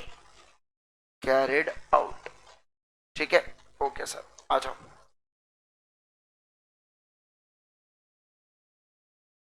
चलो ध्यान दो sir, यहाँ पे हम लोग क्या पढ़ने वाले हैं, अभी हम लोग छोटा सा एकदम कंसेप्ट है, audit of local bodies, not so important but ठीक है, एक बार पढ़ना पड़ेगा। बहुत सारी चीजें एकदम सेम है गवर्नमेंट ऑडिट जैसा। ऑडिट ऑफ लोकल बॉडीज का मतलब क्या होता है, जैसे लोकल बॉडीज अपने केस में कौन है, एनएमसी यानी कि नागपुर म्यूनिसिपल कॉर्पोरेशन। अगर कोई कामठी साइड वगैरह जैसे रहता है तो वहां पे कैंटोनमेंट बोर्ड होता है, बराबर, वो आर्मी का कैंटोनमेंट बोर्ड होता है। अपने यहाँ पे भी है बेटा, जैसे अगर मैं बात करूँ ना आपके साथ, कहाँ पे बताऊँ क्या, ये जो अपना रेलवे स्टेशन है उसके एग्जैक्ट जो सामने वाली ऐसी जमीन नहीं है क्या, जो लोहा पुल के बाजू से पूरा आपको दिखता है, वो आर्मी का एरिया है, आर्मी का कैंटोनमेंट बोर्ड है, मतलब उसके ऊपर वो आर्मी, वो जो जमीन है वो आर्मी के अधिक अंतर्गत में आती है। ठीक है, तो ऐसे केस के अंतर्गत वहां पे आर्मी का शासन चलता है, मतलब अगर गवर्नमेंट वहां पे चाहे भी ना, एनएमसी का उस वहां पे जो भी एक्टिविटीज हो रही है उसके ऊपर कोई कंट्रोल नहीं है। आप समझे क्या मैं जो कह रहा हूं, देखो जैसे ही देखिए मैं कहूँ आपके साथ, ये कैंटोनमेंट एरिया है, ये पूरा एनएमसी के अंतर्गत आता है, लेकिन ध्यान रखना एनएमसी का कंट्रोल केवल इतने पोर्शन के ऊपर होगा। ये एरिया के ऊपर किसका कंट्रोल होता है बोलो जल्दी से, आर्मी का कंट्रोल होता है, वो कैंटोनमेंट बोला जाता है। जैसे ग्राम पंचायत होती है बेटा, आप समझ रहे बात को, ये सारी जो चीजें है इससे बोला जाता है क्या, लोकल बॉडीज। क्या बोला जाता है बोलो जल्दी से, लोकल बॉडीज। ठीक है, देखो जैसे देखिए म्यूनिसिपैलिटी का मतलब क्या होता है यहाँ पे, unit of local self government in an urban area, और अगर रूरल एरिया होता तो क्या बन जाता, पंचायत बन जाता, बराबर, okay sir. By the term of local self government ordinarily understood as administration of locality in a village, town, city or smaller than a state by a body representing local inhabitants। अच्छा मुझे बताइए Nagpur municipal corporation में कौन लोग होंगे बेटा, जो नागपुर में रहने वाले हैं ना वही लोग होंगे। देखो ऐसा स्टेट और सेंट्रल में नहीं होता, मोदी जी वाराणसी में नहीं रहते लेकिन वहां से इलेक्शन लड़ते हैं, राहुल गांधी जो जहां से भी वो बेटा लड़ते हैं तो वहां पे वो रहते थोड़ी है, अब समझे क्या बात को। लेकिन एनएमसी में ऐसा नहीं है, जनरली लोकल जो पर्सन काम करता है ना वही एनएमसी के बॉडी के लिए इलेक्शंस लड़ता है, जनरली ऐसा दे। और सीधी सी बात है लोग भी उसी को वोट करेंगे। अगर कोई मान लो वर्धा में रहता है और वो नागपुर में आके लड़ रहा है, मैं उसको सही में वोट डालूंगा क्या, उसको पता तो होना चाहिए नागपुर में काम करने के लिए क्या है। ठीक है, ओके सर, अब देखो क्या, a body representing local inhabitants possessing fairly large autonomy and raising at least a part of revenue through local taxation and spending income and services जैसे on a local and district from central and state services। मतलब बोला जा रहा है देखो जिसमें central और state का रोल है, जैसे कि रोड बनाना, ब्रिजेस बनाना, ये सब सेंट्रल एंड स्टेट ही करने वाला है। लेकिन जैसे अगर आप गाड़ी वाला आया घर से कचरा निकाल बेटा, वो गाड़ी आती है वो एनएमसी के पार्ट में आता है, गार्डन्स को मेंटेन करना वो एनएमसी के पार्ट में आता है, आप समझ रहे बात को। जैसे स्ट्रीट लाइट लगाना एनएमसी के रोल में आता है। ये सारे जो लोकल एक्टिविटीज है ना, पब्लिक सैनिटेशन की, पब्लिक फैसिलिटीज अवेलेबल करवाना, पानी का सप्लाई पहुंचाना, घर पे पानी, वाटर लाइन को चेंज करवाना, गटर लाइन को क्लीन करवाना, ये सब किसका पार्ट होता है? लोकल गवर्नमेंट का पार्ट होता है। और लोकल गवर्नमेंट क्या करता है? लोकल गवर्नमेंट पब्लिक से पैसा रेस करता है, आपसे और हमसे पैसा लेता है। अब आप बोलोगे किस मायने में सर? जीएसटी इनके पास जाता नहीं, इनकम टैक्स इनके पास जाता नहीं, तो कैसे लेता है? टैक्स लेता है। जैसे फॉर एग्जांपल ये मान लो मेरी बिल्डिंग है, तो हाउस टैक्स मुझसे लिया जाएगा, समझ रहे हैं बात को? फिर अगर मुझे घर कंस्ट्रक्ट करना है तो मेरे लिए डिमांड निकलती है अलग से, तुम घर बना रहे, डेवलपमेंट कर रहे, मतलब धूल धूल करोगे, पोल्यूशन करोगे, उसके लिए हमको टैक्स दो, समझ रहे हैं बात को? एक्चुअल में तकलीफ किसको? बाजू वाले को, समझ रहे क्या? पर टैक्स किसने खाया? जिसका कोई लेना देना नहीं है। अब समझ रहे? फिर इसके अलावा एंट्री टैक्स होता है, सिटी के बाउंड्री पे ऑक्ट्राय लगा होता है, अगर आपको अंदर आना है आप क्या देंगे? सिटी टैक्स देंगे, ऑक्ट्राय को पे करेंगे। इसके अलावा अगर आप कलमना मार्केट में जाओगे तो वहां पे एंट्री लेने के लिए टैक्स होता है। अब अगर हम लोग जाएंगे बेटा तो अपने को नहीं लगता, लेकिन जो ट्रक लेके अंदर जाएगा ना उसको टैक्स लगेगा। कई जगह आप देखते होंगे फुटपाथ के बाजू में, या पहले ऐसा होता था वो ये यशवंत स्टेडियम के सामने पार्किंग लगाना है तो वह एनएमसी की रिसीट कटती थी पार्किंग की, या एनआईटी का पार्किंग स्पेस होता है, वो सब क्या हो गए? इनके पैसे कमाने के जरिए हो गए, समझ रहे हैं आप बात को? तो ये सारे के सारे टैक्सेशन के अंदर आते हैं और ये उससे खर्चा करते हैं। झाड़ू मारने वाले को लाइट चेंज करना है, कुछ करना है, तो उस सब चीजों में ये लोग खर्चा करते हैं। अब ये इंडिपेंडेंस के पहले क्या हुआ, बात क्या हुआ, थोड़ा पढ़ लेना आप लोग हिस्ट्री, अगर किसी को पढ़ना ही है कि क्या हुआ था करके, तो एक बार देख लेना आप लोग, उसको लिख दो होमवर्क करके साइड में, है ना? हाँ, मैं कटवा नहीं रहा हूं, फिर आप बोलोगे सर ने किया नहीं करके, तो होमवर्क लिखो। अब किसी को हो सकती है इच्छा कि क्या हुआ 1947 में, हमको पढ़ना है, तो पढ़ो ना, कोई प्रॉब्लम नहीं है, ठीक है? आओ, चलिए सर आओ यहाँ पे। अच्छा, उसमें मोटा मोटी क्या लिखा है मैं बता देता हूँ। उनका कहना है कि बहुत सी जगह तो स्टेट गवर्नमेंट ही इन्वॉल्व होता है लोकल बॉडीज के अंदर, है ना, लेकिन जैसे बड़े बड़े म्यूनिसिपल्स हो गए, मुंबई हो गया, दिल्ली हो गया, है ना, यहाँ पे खुद का लोकल गवर्नमेंट होता है। इनफैक्ट नागपुर में भी खुद का लोकल गवर्नमेंट अलग है, उसके इलेक्शंस होता है, बाकायदा बीजेपी कांग्रेस उसके लिए लड़ते हैं बेटा, वो सीटों के लिए, और वहां पे इलेक्शन होके सिलेक्ट किया जाता है, यही लोग अपना बजट बनाते हैं। बट ऐसा नहीं है, पहले क्या होता था? पहले जो जैसे हम नागपुर है तो जो स्टेट गवर्नमेंट है ना, वही अपने रिप्रेजेंटेटिव भेज के नागपुर के म्युनिसिपैलिटीज को कंट्रोल करते थे, ऐसा पहले होता था। बट अब ऐसा होता है क्या? नहीं होता है, ठीक है? ओके सर, अब ध्यान दो यहाँ पे क्या है, ये थोड़ा सा इंपॉर्टेंट है, इसको मार्क करके रख दो एमसीक्यू ऐसा, ठीक है? सुनो क्या बोला जा रहा है, देखिए, म्यूनिसिपल गवर्नमेंट में 5 अलग प्रकार की लोकल अथॉरिटीज हो सकती है। एक होता है म्यूनिसिपल कॉरपोरेशन, उसके थोड़े छोटे लेवल पर होता है म्यूनिसिपल काउंसिल, फिर होती है एरिया कमिटीज, फिर होता है टाउन कमिटीज, और आखिरी में होता है कैंटोनमेंट एरिया। जिला परिषद आपने नाम सुना होगा, जो टाउन होते हैं ना उसे जिला परिषद बोला जाता है, जिसे टाउन एरिया कमेटी कहते हैं हम लोग, समझ रहे हैं आप बात को? फिर उसके नीचे तो वो चले आता है ग्राम पंचायत वगैरह, जो छोटे छोटे गांव में होता है वो ग्राम पंचायत होता है, और उससे भी जैसे देखो बहुत सारे ग्राम पंचायतों को मिलके जिला परिषद बनता है, और उसके ऊपर फिर म्यूनिसिपल कॉर्पोरेशन आता है। कैंटोनमेंट तो सीधा सीधा मिलिट्री एरिया होता है, उसका मिलिट्री का कंट्रोल होता है, उनके खुद के लॉज होते हैं, उनके खुद के रेगुलेशंस होते हैं, उसके ऊपर हमारा किसी भी प्रकार से कंट्रोल नहीं होता, ठीक है? ओके, तो ये 5 अलग अलग प्रकार से लोकल अथॉरिटीज होती है। देखो आपको याद रहेगा, म्यूनिसिपल से 2 है बेटा, म्यूनिसिपल कॉर्पोरेशन, म्यूनिसिपल काउंसिल। बोलो, म्यूनिसिपल कॉर्पोरेशन जैसे कि नागपुर म्यूनिसिपल कॉर्पोरेशन, ठीक है? और फिर उसके अलावा क्या होगा? काउंसिल्स होंगे। फिर देखो, फिर होते हैं नोटिफाइड एरिया कमिटीज होते हैं, फिर इसके अलावा टाउन एरिया कमिटीज होते हैं, फिर आते हैं कैंटोनमेंट कमिटीज करके। क्या आता है बोलो जल्दी से? Cantonment committees. ओके सर, ये म्यूनिसिपल अथॉरिटीज का मुझे एक बात बताइए सर, क्या काम है इनका? काम कुछ नहीं है, आरएमडी। बोलो क्या काम है इनका? आरएमडी। बोलो क्या काम है इनका? आरएमडी। आर से क्या है? रेगुलेटरी। रेगुलेटरी मतलब रेगुलेट करना, लॉ बनाना इनका काम है। फिर दूसरा, मेंटेनेंस का इनका काम होता है, रोड को मेंटेन करना। देखो, रोड बनाएंगी स्टेट गवर्नमेंट, लेकिन उस पर पैच वर्क नहीं होता है क्या बेटा? बारिश आएंगी तो अब देखना, मान लो अभी रोड बनाया तो अगले बारिश में वो रोड की ऐसी तैसी हो जाती, क्योंकि इतने अच्छे क्वालिटी का होता है वो। तो ऐसे अरे यार, तो ऐसे केस में अब उसमें जो गड्ढे वगैरह हो गए बेटा, तो वो गड्ढे को सुधारेगा कौन? मेंटेन कौन करेगा? Local government. बनाएगा स्टेट या सेंट्रल गवर्नमेंट, पर मेंटेन करने की जिम्मेवारी है लोकल गवर्नमेंट यानी कि म्यूनिसिपल कॉर्पोरेशन की। और इसके अलावा डेवलपमेंट एक्टिविटीज, अगर मान लो कोई बंजर जमीन पड़ी है तो उसको डेवलप करना, जैसे फॉर एग्जांपल फुटाला को डेवलप करना फुकट में पैसा लगा के, इसे क्या बोला जाता है बताइए जल्दी से। अच्छा, लोग उसको मरीन ड्राइव ऑफ नागपुर बोलते हैं, बताओ। मैं कहा कुछ तो शर्म कर लो, मरीन ड्राइव बोलने से पहले इसको कितना कुछ तो थोड़ा बहुत यार, है ना। आओ, अब ये क्या हुआ, डेवलपमेंट एक्टिविटीज हुआ। क्या हुआ बोलो जल्दी से, डेवलपमेंट एक्टिविटीज।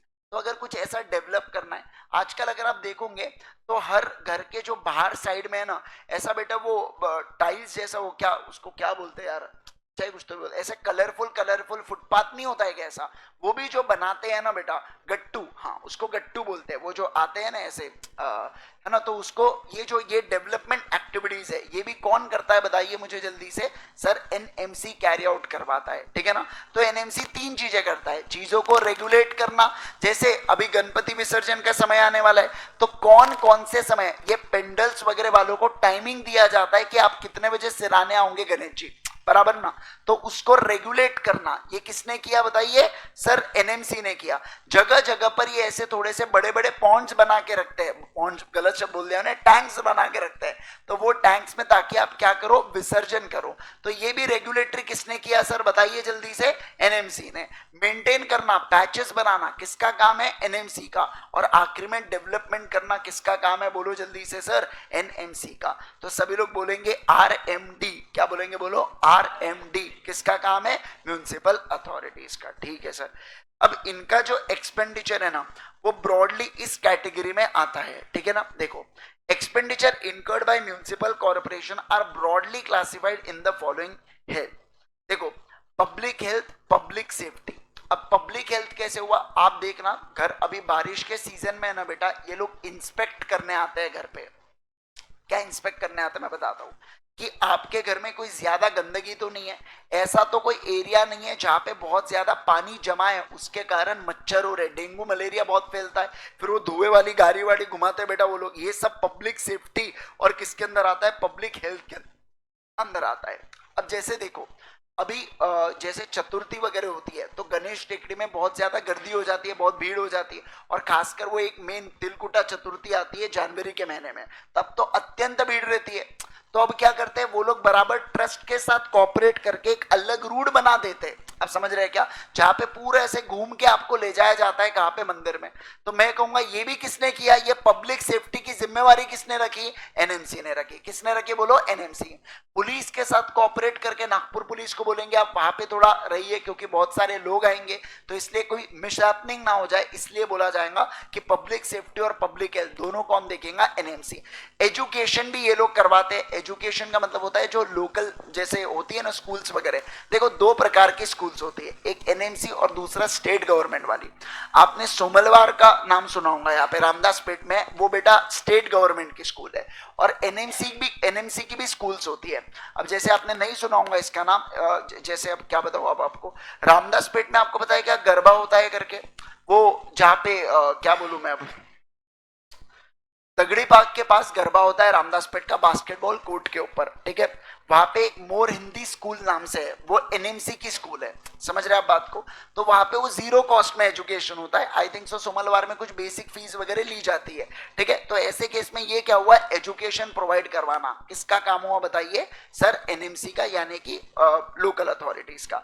फिर उसके बाद देखो, पब्लिक वर्क कराना, बताया मैंने आपको, पैचेस को डेवलप करना पब्लिक वर्क हुआ, गार्डन को मेंटेन करना पब्लिक वर्क हुआ, सर उसे बोला जाता है क्या, एनएमसी करता है। और बाकी इंटरेस्ट या कुछ पेमेंट्स होंगे, या कोई जनरल एडमिनिस्ट्रेशन या रेवेन्यू से रिलेटेड कोई डिसीजन होगा, तो ये भी कौन लेता है सर, नागपुर म्युनिसिपल कॉर्पोरेशन लेता है। एटर्निटी मॉल के बाजू में बेटा एनआईटी का पार्किंग प्लाजा बना हुआ है, वो भी एनएमसी के द्वारा गवर्नड है। हालांकि उसको ऑपरेट करने के लिए प्राइवेट प्लेयर्स को दिया जाता है ऑन द बेसिस ऑफ, ऐसा वन शॉट अमाउंट ले लेते हैं उनसे और उनको बोलते तुम अब 10-15 रुपए के हिसाब से तुम डील करो, तुमको जैसा करना है, समझे आप बात को। तो ये भी क्या हुआ, ये जो जनरल एडमिनिस्ट्रेशन हो गया, पब्लिक हेल्थ हो गया, public safety, education, public work और इंटरेस्ट पेमेंट, ये सारी चीजें कौन करता है, म्युनिसिपल कॉर्पोरेशन करवाता है। कौन करवाता है बोलो, म्युनिसिपल कॉर्पोरेशन करवाता है, ठीक है। प्लीज ये तीनों चीजों पढ़ेंगे पट से, जल्दी से तीनों चीजें पढ़ो, बहुत इजी इजी है, फटाफट फटाफट।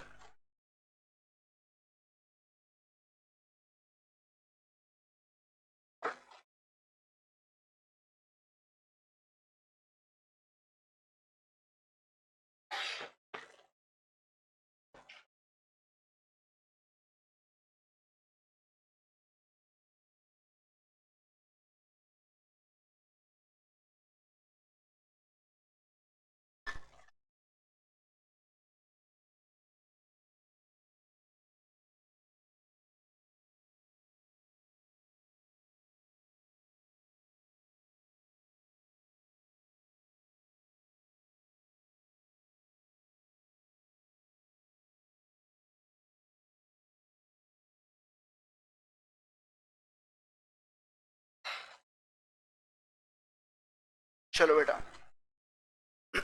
अब इनकम सोर्स के बारे में पढ़ेंगे कि कौन से इनकम सोर्स होते हैं एनएमसी के। देखो मार्क कर लेना, प्रॉपर्टी टैक्सेस ऑक्ट्राय। अब तो ऑक्ट्राय खत्म हो चुका है बेटा, है ना, पहले ऑक्ट्राय हुआ करता था, अब खत्म हो चुका है। लेकिन कुछ कुछ जगह लगता है अभी भी, जो हैवी व्हीकल्स सिटी में एंटर करते हैं ना, तो ऑक्ट्राय डेफिनेटली लगता है। ठीक है, देखो सर, सुनिए, property taxes and octroi are major sources of revenue of the municipal authorities. तो म्यूनिसिपल अथॉरिटी का मेजर जो सोर्स ऑफ रेवेन्यू है वो इनसे आता है। देखो अदर म्यूनिसिपल टैक्सेस जैसे प्रोफेशन टैक्स, आपको याद है क्या बेटा, दुकान में लेने के लिए एलबीटी पहले आया था, एक लोकल बॉडी टैक्स, अब तो खत्म कर दिया है, पर पहले एलबीटी करके आया था। वो जो आज भी एलबीटी के लोगों के नोटिसेज बचे हुए हैं बेटा, क्योंकि उसके अंदर क्या था, एक अमाउंट पे करना पड़ता था पहले। अब ये जो हुआ ना, ये सारे प्रोफेशन टैक्स माने जाते हैं।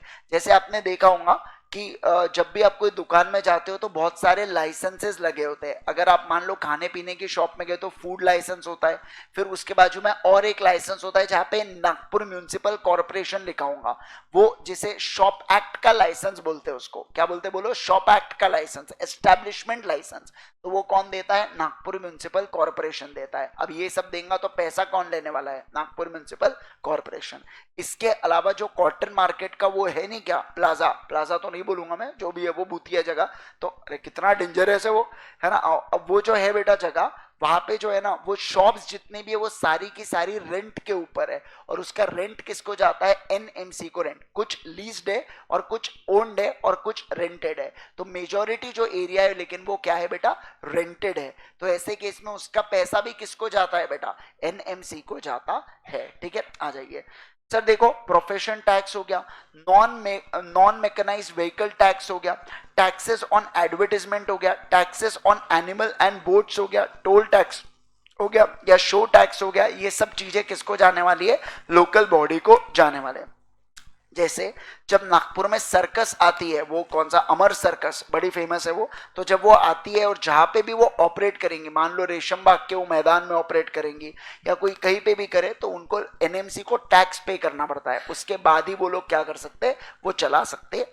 ठीक है, अब देखो सर, जनरली इसको अब मार्क करना कि सर ये जो टैक्सेस है ना, ये कंपल्सिव नेचर के होते हैं, मतलब आपके पास ऑप्शन नहीं होता। मतलब ऐसा नहीं आपकी इनकम कम है तो मैं टैक्स नहीं भरूंगा करके, ऐसा कुछ नहीं है, आपको टैक्स भरना ही भरना है।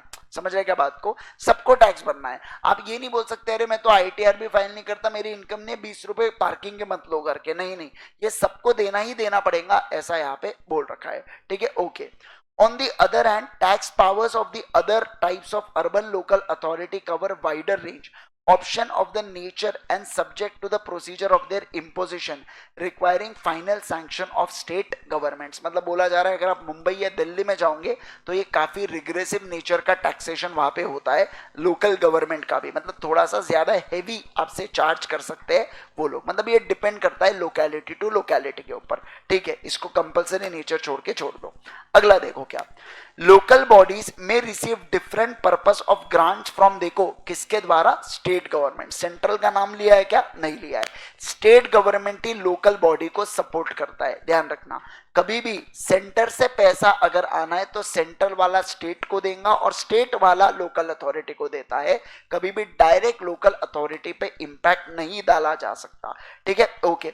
जैसे आपने सुना होगा कई बार कि नितिन गडकरी जी ऐसे बता दे, ठीक है वो रोड हमने अप्रूव कर दिया। अप्रूव करने का मतलब क्या होता है, रोड बनाएगा लोकल अथॉरिटी पर पैसा कौन भिजवाएगा, स्टेट, इसलिए अप्रूव बोला है। और बना के दूंगा मतलब वो अपनी मशीनरी लाके बाकायदा वहां पे बनवा के देंगे। ठीक है, ओके सर। अब देखो 3 प्रकार की ग्रांट्स होती है। पहला क्या है, जनरल पर्पस, उड़ाओ पैसों को, जो करना है करो, हमें कोई लेना देना नहीं, लिख दो वहां पे उड़ाओ बेटा, ऐसा लिखो उड़ाओ, है ना। देखो ब्रिज, अब ये क्यों होता है कि सर इन्होंने बजट बनाया लोकल अथॉरिटी ने, इनको क्या पता चला कि देखो ना हमारे पास पैसा कम है और खर्चे बहुत है, तो इसके बीच में जो गैप है ना, ये गैप को फुलफिल करने के लिए क्या आता है, स्टेट गवर्नमेंट से जनरल पर्पस ग्रांट्स आता है।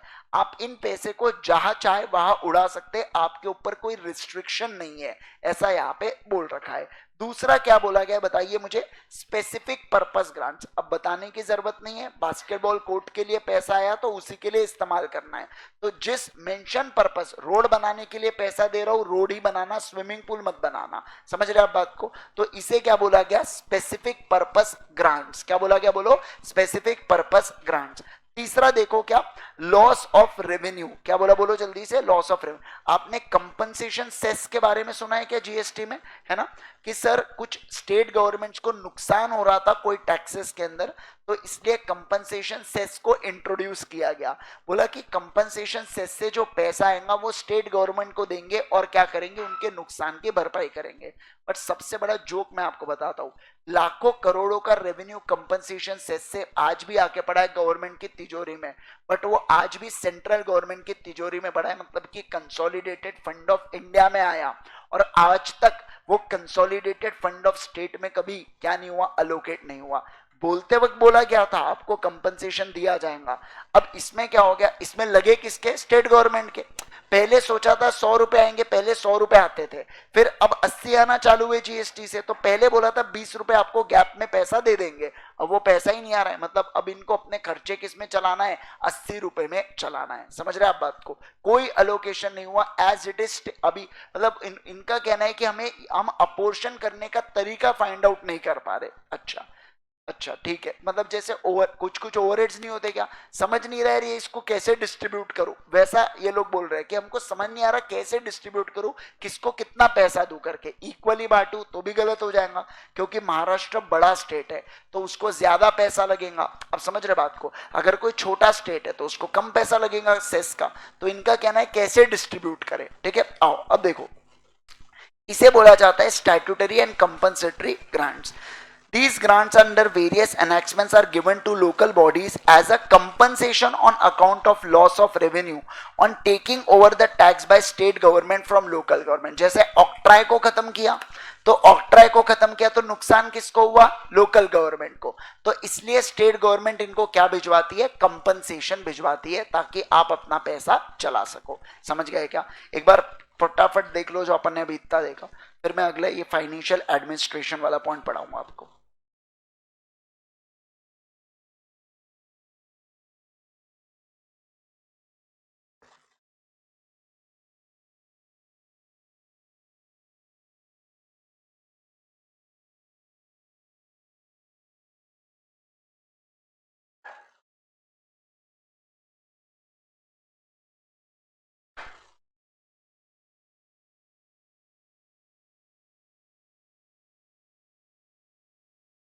चलो अब ध्यान दो, हम लोग अब देखने वाले हैं फाइनेंशियल एडमिनिस्ट्रेशन कैसे होता है।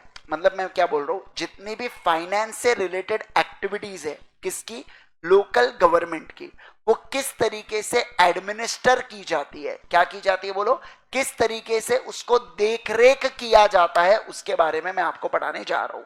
ठीक है, देखो सर, फाइनेंशियल एडमिनिस्ट्रेशन 3 पार्ट में डिवाइडेड होता है। पहला कौन सा है बोलो, बजटरी प्रोसीजर। पहला बोलो बजटरी प्रोसीजर, दूसरा बोलो एक्सपेंडिचर कंट्रोल, तीसरा बोलो अकाउंटिंग सिस्टम। फिर से बोलेंगे, पहला बजटरी प्रोसीजर, दूसरा, तीसरा अकाउंटिंग सिस्टम। ठीक है, आओ बजटरी प्रोसीजर का मतलब क्या होता है, देखो सर, बजटरी प्रोसीजर का मतलब होता है कि सर जो लेजिस्लेटिव या एग्जीक्यूटिव ऑर्गन है, क्या कहा मैंने बोलो, जो आपने पढ़ा है, लेजिस्लेटिव मतलब लॉ बनाता है, एग्जीक्यूटिव मतलब लॉ को इंपोज करता है। ये जो फंक्शन है ना, ये क्या करता है, रूल्स एंड रेगुलेशंस को बनाया होगा बेटा, मानते हो कि नहीं मानते हो, सुनो फिर से ध्यान दो मैं क्या कह रहा हूं। सर ये जो डिपार्टमेंट है लोकल गवर्नमेंट का, उसने लॉज एंड रेगुलेशंस को बनाए होंगे। मुझे ये चेक करना है, मुझे मतलब ऑडिटर को ये चेक करना है कि जितने भी खर्चे हुए, जितने भी एक्सपेंडिचर हुए हैं ना, क्या वो रूल्स एंड रेगुलेशन के अंतर्गत हुए हैं क्या, इसको चेक करना। सर ये अपन ने गवर्नमेंट ऑडिट में एक्सपेंडिचर में पढ़ा था, कौन से इसमें पढ़ा था, audit against rules and orders, याद आ रहा है क्या आपको? सर टॉप लेवल वाला रूल्स एंड ऑर्डर्स देता है, सर लोअर लेवल वाले ने जो खर्चा किया है वो as per rules and order किया या नहीं किया, उसको चेक करने को ही बोला जाता है क्या, बजटरी प्रोसीजर। क्या बोला जाता है यहाँ पे? नाम, रिश्ता वही है, सोच नहीं है, मतलब नाम अलग है बेटा, बाकी अगर देखा जाए तो वही कंटेंट है उसके अंदर। ठीक है, देखो मैं क्या कह रहा हूं, आराम से पढ़ेंगे। This is geared with the subserve of a twin consideration. Financial accountability हमको देखना है कि कौन कितना पैसा खर्च कर सकता है और क्या उसका कंट्रोल है क्या अपने ऊपर, खुद के ऊपर कंट्रोल है क्या एक्सपेंसेस का। देखो क्या, the main objective, important objective या purpose is to ensure that funds are raised and monies are spent by the executive department. क्या बोला? जो फंड्स, पैसा उड़ाए मतलब पैसा कमाया और लगाया, फिर से बोलूंगा, पैसा लगाया और कमाया, ये कौन करता है? एग्जीक्यूटिव डिपार्टमेंट करता है। ये किसके अनुसार होने चाहिए? रूल्स एंड रेगुलेशन के अनुसार होने चाहिए और विद इन लिमिट्स होने चाहिए। मतलब सर ये रूल्स के अंदर भी हो, विद इन लिमिट भी अंदर। अच्छा, ये किसके बारे में बात कर रहे हैं? एक्सपेंसेस के बारे में बात कर रहे हैं। तो अथॉरिटी जो भी पैसा खर्चा कर रही है सर वो विद इन रूल्स होना चाहिए, और दूसरा मतलब वो खर्चा करने के लिए वो एलिजिबल होना चाहिए, और दूसरा जितना आपने पैसा अलोकेट किया ना उतना ही पैसा आप यूज कर पाना चाहिए, ऐसा इनका कहना है। ठीक है सर, अब देखो, budget preparation is usually the occasion for determining level of taxation and rates and ceiling on limit. अब देखो क्या बोला गया, इनका आप याद है कि आप कॉस्टिंग में बजट बनाते हो क्या बेटा? अरे बोलो ना, बजट से आपको पता चलता है कितनी आपकी इनकम है, कितना आपका एक्सपेंस होने वाला है करके। बोलो सर, अगर इनकम मुझे कम लग रही है तो क्या मैं रेट ऑफ टैक्सेशन को बढ़ा सकता हूं क्या? बोलो सर, अगर अच्छा और एक्सपेंस करना है तो कितना करना चाहिए, ये मैं एक सीलिंग डिसाइड कर सकता हूं जब मैं बजट प्रिपेयर करता हूं। तो इनका क्या कहना है पहले पॉइंट में बजटरी प्रोसीजर में, कि आप लोगों ने यानी कि म्युनिसिपल अथॉरिटीज ने बजट को प्रिपेयर करना चाहिए। उस बजट के अंदर इनकम भी होता है, एक्सपेंस भी होता है। क्या कहा मैंने? बोलो, इनकम भी होता है, एक्सपेंस भी होता है। तो मुझे पता चलेगा कि कितना टैक्स रेट बढ़ाऊं घटाऊं क्या करूं इनकम को देख के, और एक्सपेंस को देख के ये पता चलेगा कि सुनो ना, इनकम अगर मेरी 100 ही रुपए है तो मैं 120 का खर्चा नहीं कर सकता, मुझे उसके ऊपर सीलिंग यानी कि मैक्सिमम कैपिंग लगाना पड़ेगा 100 रुपए का। समझे? जैसे देखो सर, 80 रुपए मेरी कमाई है, 20 रुपए मुझे ग्रांट मिल जाएगा, मतलब बचा कितना? 100। तो मैं 100 रुपए ही मैक्सिमम खर्चा कर पाऊंगा, ऐसा इनका कहना है।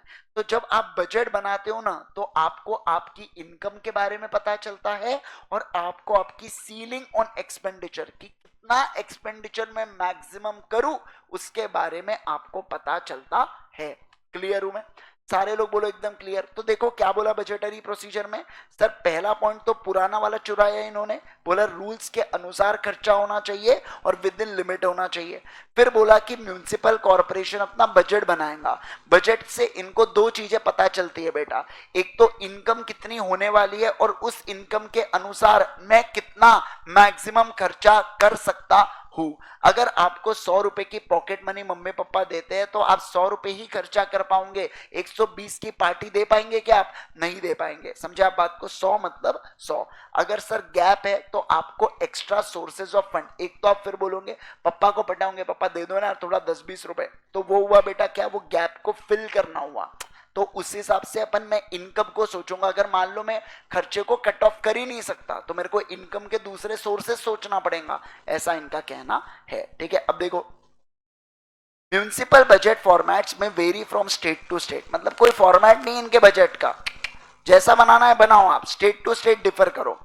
There are variation between corporation and municipalities. One important feature of municipal budget is that there is, अब देखो, there is no strict separation of revenue and capital items. मतलब कि सर मतलब सही है ना इनका कि सर मैं रोड बना रहा हूं तो मुझे पता नहीं है मैं इसको रेवेन्यू खर्चा बोलूं कि कैपिटल बोलूं, क्योंकि मुझे ही नहीं पता है रोड 1 साल में खराब होंगी कि 5 साल चलेंगी, इनको भरोसा है उस बात पे। इसलिए ये लोग कह रहे हैं कि हम तो बता ही नहीं सकते कि हमने रेवेन्यू खर्चा किया या कैपिटल खर्चा किया। समझे? मतलब लॉ में ही लिख दिया इन्होंने अपने इनकम्पिटेंसी के बारे में। बहुत बढ़िया।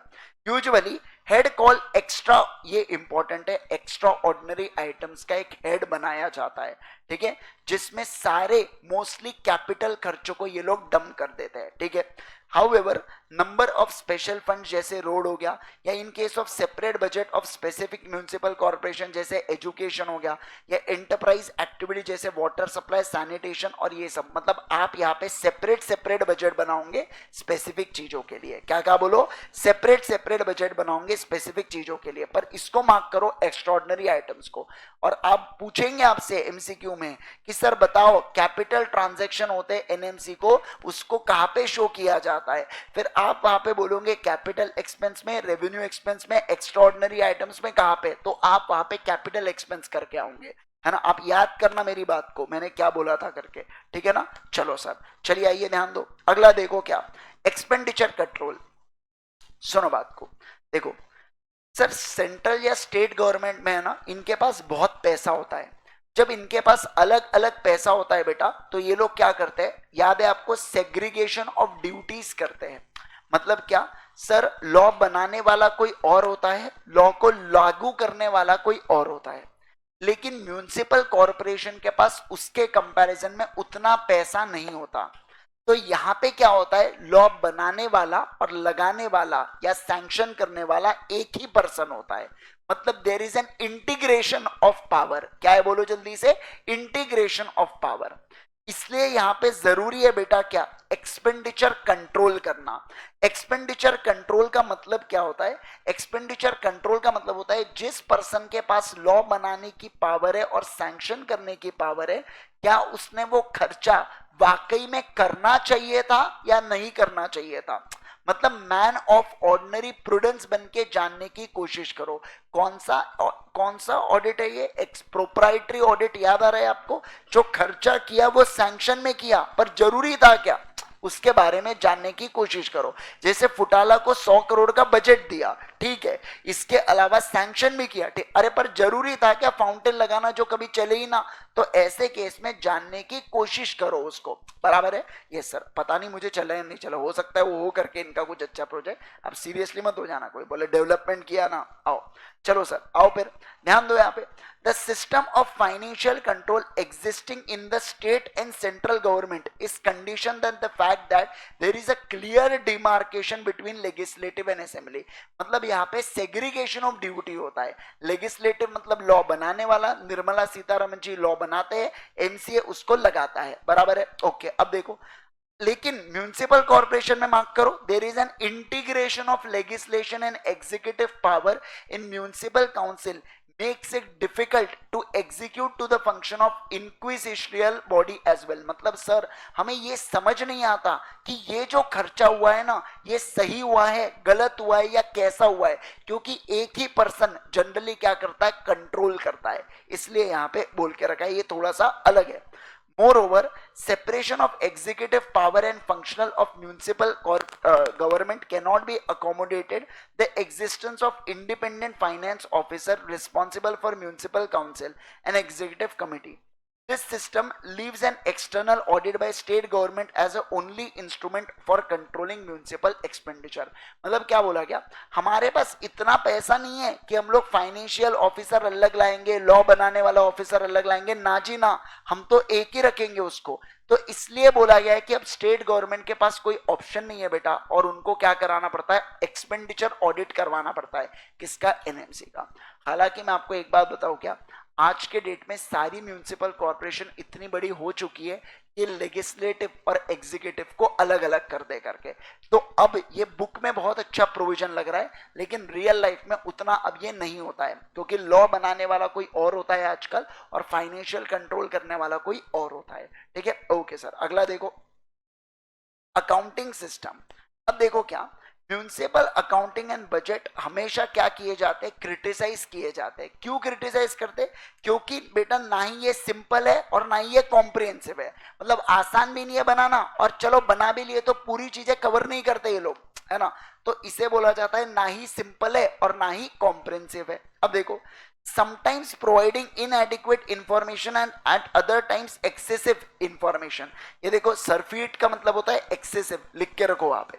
कभी कभार कभी ये बहुत अच्छा बहुत ज्यादा ही जानकारी दे देता और कभी बहुत ही कम जानकारी देता है, ठीक है। उसके बाद बोथ दिस सिचुएशन ये कंड्यूसिव नहीं है, यानी कि लाइकली पॉसिबल नहीं है बेटा ये एक प्रॉपर सिस्टम के लिए। इसलिए सर अकाउंटिंग सिस्टम क्या होता है म्युनिसिपल कॉर्पोरेशन का, क्रिटिसाइज होता है। बोलो क्या होता है, क्रिटिसाइज होता है। क्यों? क्योंकि ये इनएडिक्वेट इंफॉर्मेशन देता है या कभी एक्सेसिव इंफॉर्मेशन देता है और उसका लाइकली पॉसिबल बहुत ही मतलब ऐसा प्रॉपर वे आउट निकालना बड़ा ही मुश्किल होता है म्युनिसिपल कॉर्पोरेशन में, ठीक है। चलिए सर, अब ऑब्जेक्टिव ऑफ ऑडिट में आपको ब्रेक के बाद करवाता हूं, फिर ऑब्जेक्टिव ऑफ ऑडिट पढ़ेंगे, फिर लीजिंग कंपनीज के बारे में ऑडिट पढ़ेंगे, एनजीओ का ऑडिट एक तो अगले क्लास में करेंगे, देखेंगे टाइम बचा तो फिर आज करेंगे, ठीक है। एक ही अपना बचता है एनजीओ, या आज एक काम करूंगा एनजीओ पढ़ा दूंगा, ये थोड़ा सा बड़ा है तो आज अपन एनजीओ को फिनिश करेंगे एंड देन फिर उसके बाद हम लोग क्या करेंगे, देन फिर उसके बाद एक ऑडिट बचेगा अपना हायर परचेज और लीजिंग कंपनी का, वो खत्म तो चैप्टर 9 खत्म। यानी कि जो 16 तारीख की क्लास होंगी उसमें पहले हाफ में अपन चैप्टर 9 को खत्म कर देंगे और उसके बाद फिर अपन चैप्टर 5 से शुरुआत कर देंगे उसके अंदर, ठीक है। चलिए ब्रेक ले लीजिए, 9:05 तक मिलते हैं हम लोग, ठीक है। क्लास कितने बजे तक है आपकी? 10:30 तक, 10:15 ले लूं क्या? चलो देखेंगे, पहले टॉपिक कितना खत्म होता है उसके ऊपर लेता हूं। आज की क्लास में 11:30 की करके आया हूं उधर।